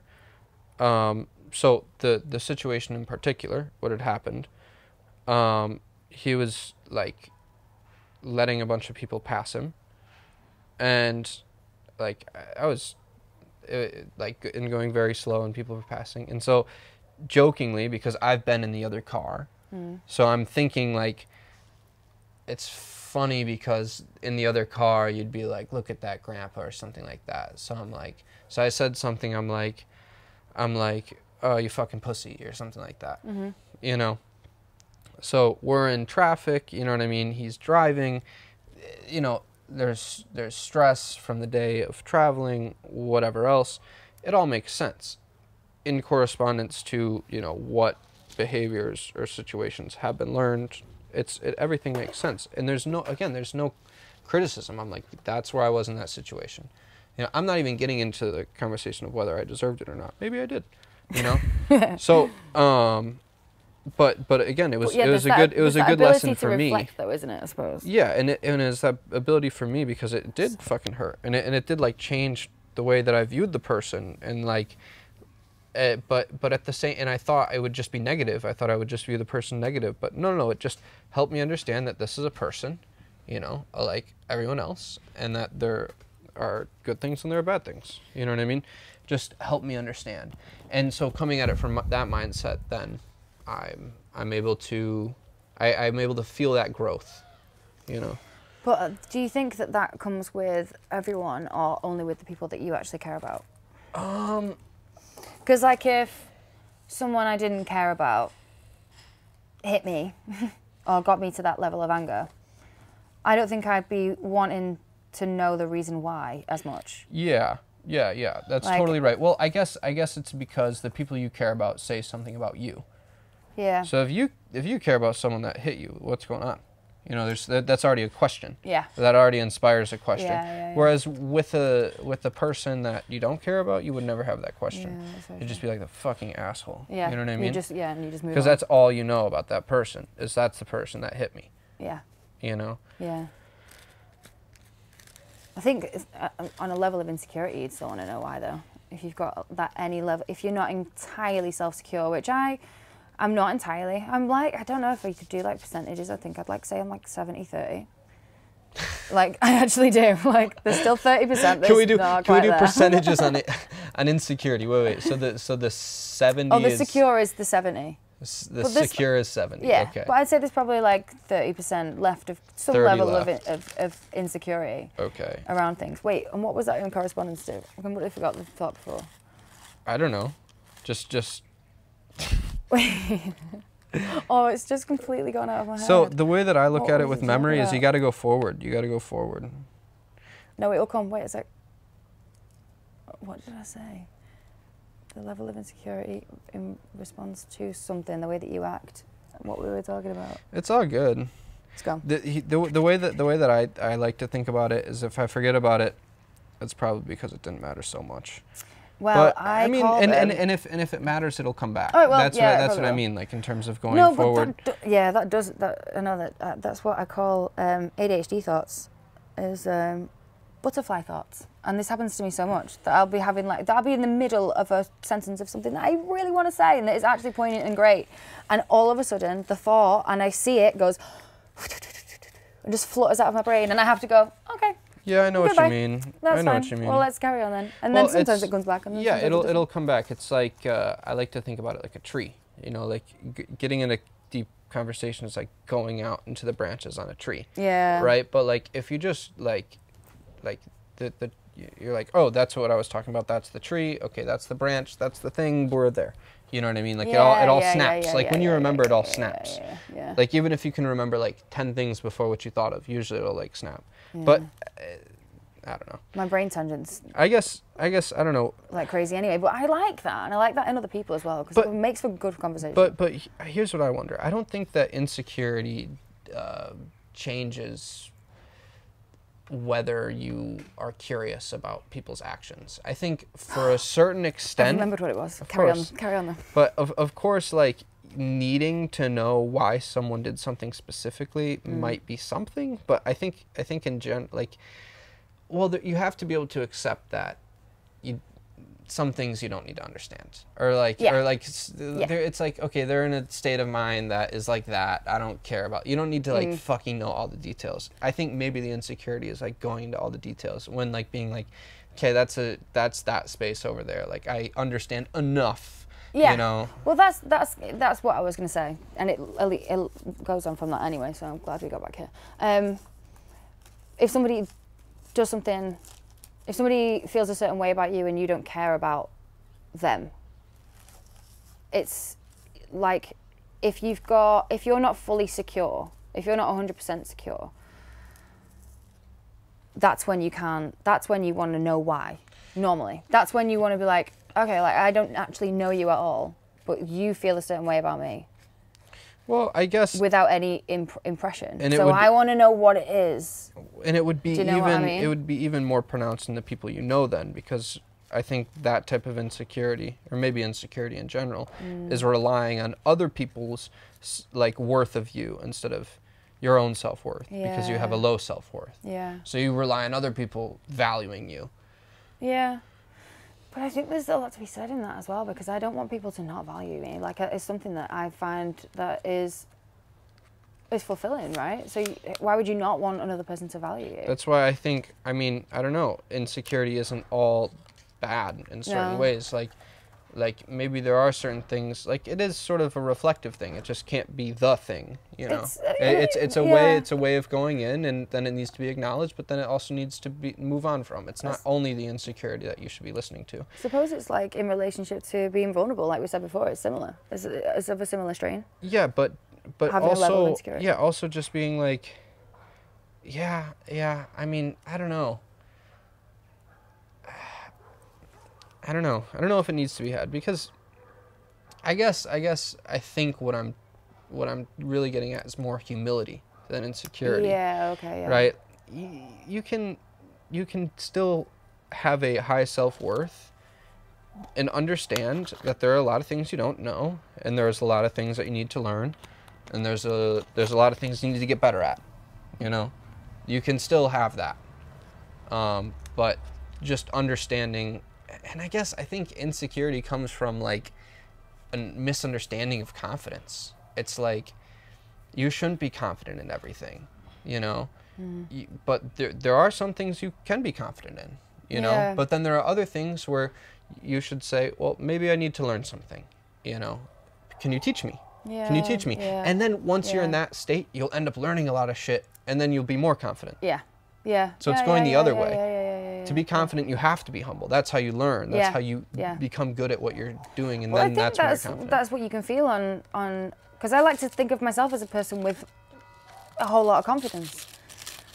But that is because because I am consistently saying like, what can the world teach me, or what can you teach me, or like, and I agree, because you can.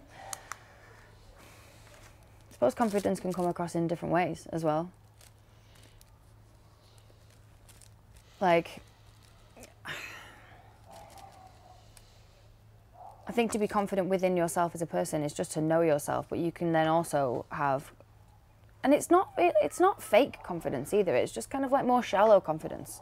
So like, if you know you can do a skill pretty good and you do it, but I don't know, is that not just the same thing? Or like if you are a particular, I don't know, I'm trying to think of like people who show off about things, but I'm trying to not think of it in like a negative. Well, for example, like with snowboarding, there's some people that are like, yeah, I'm the shit with snowboarding, and they're not that great, and it's like, or they're saying that they can do things that they don't do, or they're this and that. Like maybe they could before and they got injured, but then that's not their ability anymore. And it's like, well, dude, you just gotta accept where you're at. You gotta accept what you're doing. You gotta quit shit talking. That's what it comes down to. What you're talking about is shit talking. It's like, okay, fucking show us.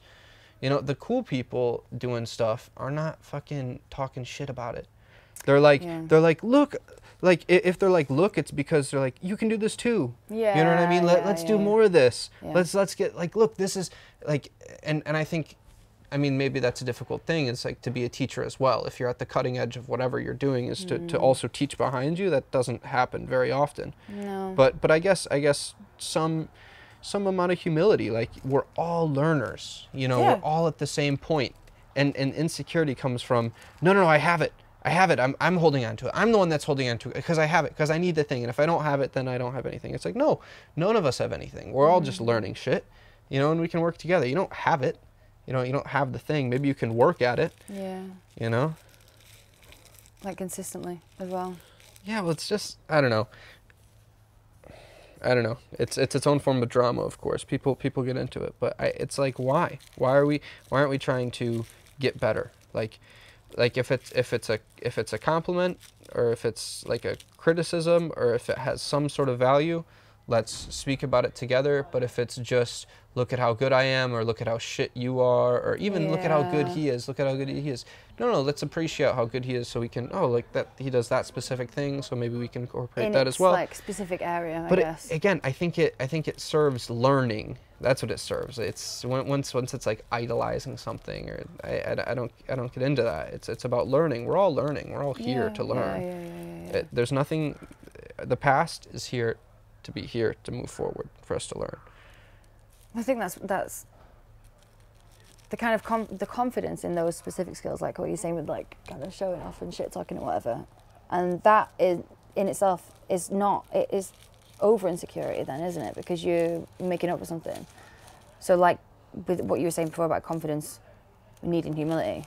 Or I think for a lot of people, maybe there's other areas in their life that they don't feel so good in, and maybe with snowboarding they're halfway decent, but they need to talk shit about snowboarding because they need to be super good at snowboarding, because in the other areas they're not so good. Yeah. You know? So you've got the level of insecurity and not confidence in themselves as a person. Yeah, when it's like, dude, or like we're out in the mountain, you know what I mean? Like let's or whatever, you know, whatever it is. It's like, but this isn't the thing. We also do other things. We're also cool in other ways. Yeah. Like we've also got fulfillment from other things. If this is only it, it's tough. But I think especially in areas like that, like with mountain sports or extreme sports, you're going to get a lot of those people, because it is kind of like a drug. It's very close to being a drug. Oh, I can imagine. Like, yeah. Wait, I know what that feeling is. Even though I don't do it, I know exactly what feeling you're talking about. Like, I've had it in other experiences, and Well, like maybe if you've ridden a roller coaster or something. Yeah, that kind of thing. Like, and it's fucking addictive as shit. But like, how often do you get back on the roller coaster? But like, imagine like the roller coaster doesn't have tracks, and like and you're in control of the cart and where it goes, and if you go in the wrong spot, then it might not be too good. I really want to skateboard. I know that's like kind of nowhere near that level, but that kind of feeling I used to have, because I used to rollerblade as a kid, and I was such an active child, and I biked a lot, and I was really into that kind of thing. And just that feeling of like just flying, like kind of almost semi-dangerously on something. Yeah, it's just so exciting. Moving quickly. Yeah, moving quickly. That's one of the things. Yeah, skiing. And throwing your body off its center of gravity and stuff. That feels fucking great. But I think as well, I have to admit, I don't know if I'm going to ski my whole life. It is one of those sports you can take with you, but at the same time, like, I want to get out what I can get out of it now, because I think later on I might be calm with staying a little bit more still. You know? And I guess that's sort of the thing. That's sort of the thing with youth, kind of with everything we're talking about, like with this, like with having confidence, or like with, I guess, ego in general, right? Being young and trying stuff and going far, maybe too far in some cases with things. I think that's just part of it, because you're supposed to do that now, because when you're older you can't do that. Yeah. You know? Yeah. Or maybe you can still get something else out of it, but it'll be in a different way. So whatever you can get out of it now, get out of it. If that's physical or whatever, do you think that's the key to staying young, though? Is to consistently be doing stuff. Like, I'd like to think that if I am lucky enough to get old, like, I will keep doing shit as long as I physically can. Like, and I think that's half of the way that you carry on doing stuff. Well, it's like I think if, like, what can I say? But I think if you acknowledge that you're done, you're done. You're done. Yeah. You know, and that's never how it is. Like if you but I think that's how a lot of people set their lives up. Yeah. You know, I want to do the thing, so I'm done. You know. Yeah. You know, and it's like, well, no. You want to do the thing so you can do the thing, so then you can do the thing and do the thing. Yeah. Right. And if that's the case, then I think we have to stay adapted to that more so. Oh my God, yeah. To whatever length. Yeah. Who knows? And I now really used to care about training for aesthetic, and I used to really care about it for aesthetic, and now actually I kind of let life get in the way a little bit more, but still it's very important to me to be functional. Like, I need to be able to move well. Like, even if I start kind of like slipping on the gym or whatever, or training, it's really important to me to then get back into it, because I know that realistically that's what's going to keep me doing stuff for longer. Well, I think, the body is one of the primary ways of expression in life. Yeah. And to not have that it sucks. Well, I party quite hard. Like, I'd like to dance, and I like to really throw myself around. And actually, I taught not myself, but I learned how to be free through dance last year in Croatia when I was at Defective with loads of fucking amazing people. What made it click? always. What made it click? I lost entire inhibition, and just went with exactly what my body was feeling it wanted to do, instead of like moving in a certain way that I was probably just like used to doing, like I did at home. And I was like, oh no, actually I'm just going to be super free. And also I think what made it really helpful was actually that, like, the lack of clothing and stuff, like, because obviously we're all in bikinis, but your body is able to just move really freely without restriction. I suppose that's why when you do like ballet and stuff, you're wearing leggings and whatever. But obviously, like, and I used to do dance, so we always used to wear leggings, and they used to say, like, you want to feel you want no restrictions to your body at all. Yeah. But you don't often dress like that, you know, for like an event or something like that. But I think because, you know, it was a bit more free there, you can move your body in any which way you want to.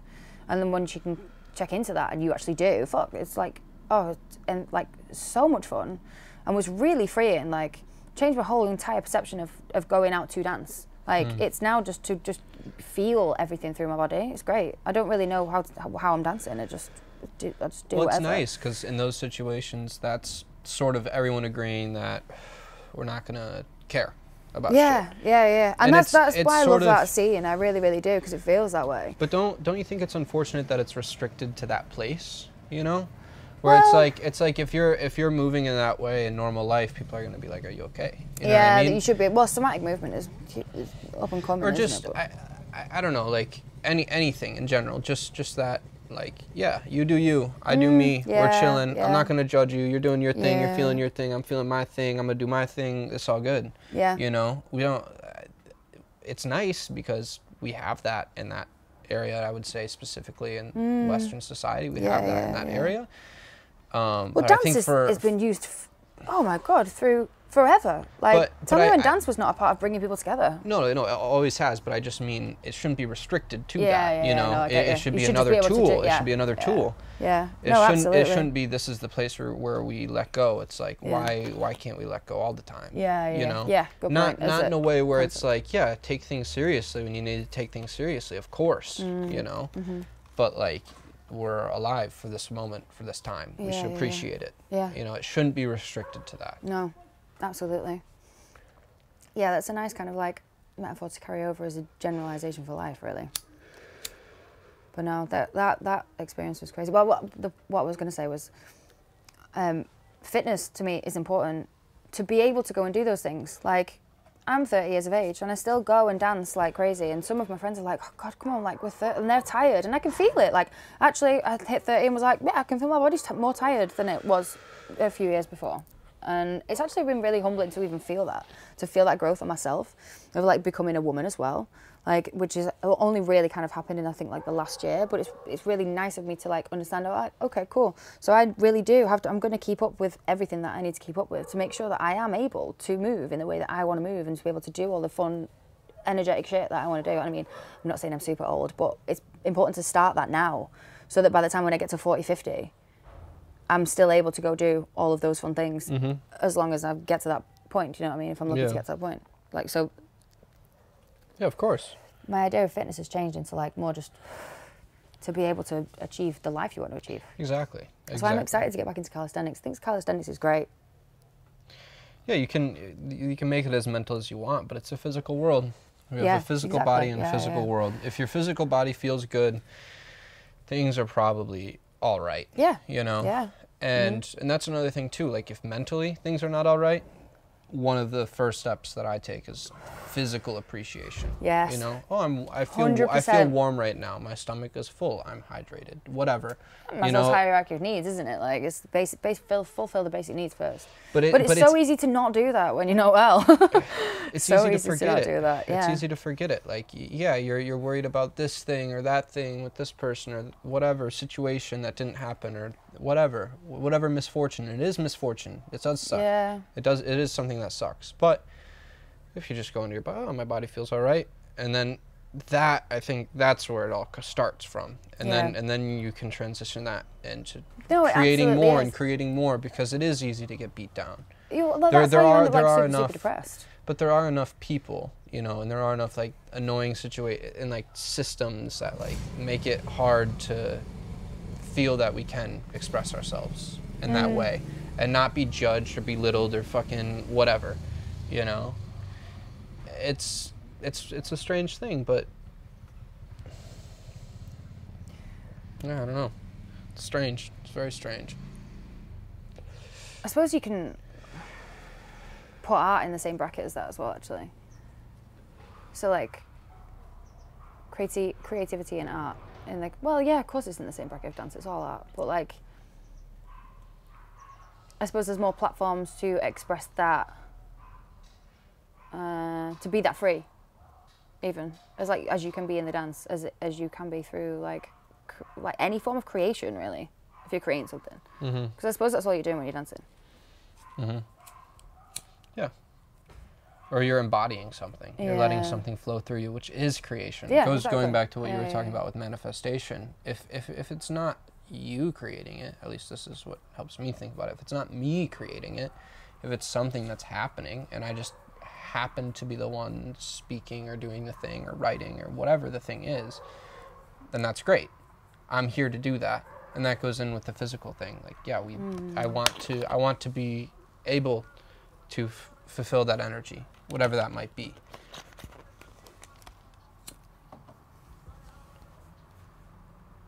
Oh, I'm super high now. Yeah.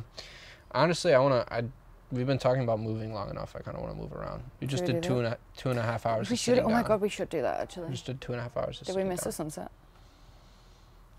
Potentially, I don't know what time it is. Oh, good. But anyways, thank you so much, Paige. Yeah, no, It's a pleasure. Thank you. That was enjoyable. Yeah, it was a good time talking. Yeah. That was enjoyable, like it was a surprise. No, I love a good Yeah, conversation. I thanks, love a good Paige. conversation. That was enjoyable. No, hey, it's nice to say that though, right? No, of I- course, no, of course. I really appreciate a real course. good conversation. Yes, thank you, And, thank you. No, that was good. That was fun. Thank you so much. No, thank you. All right, peace out.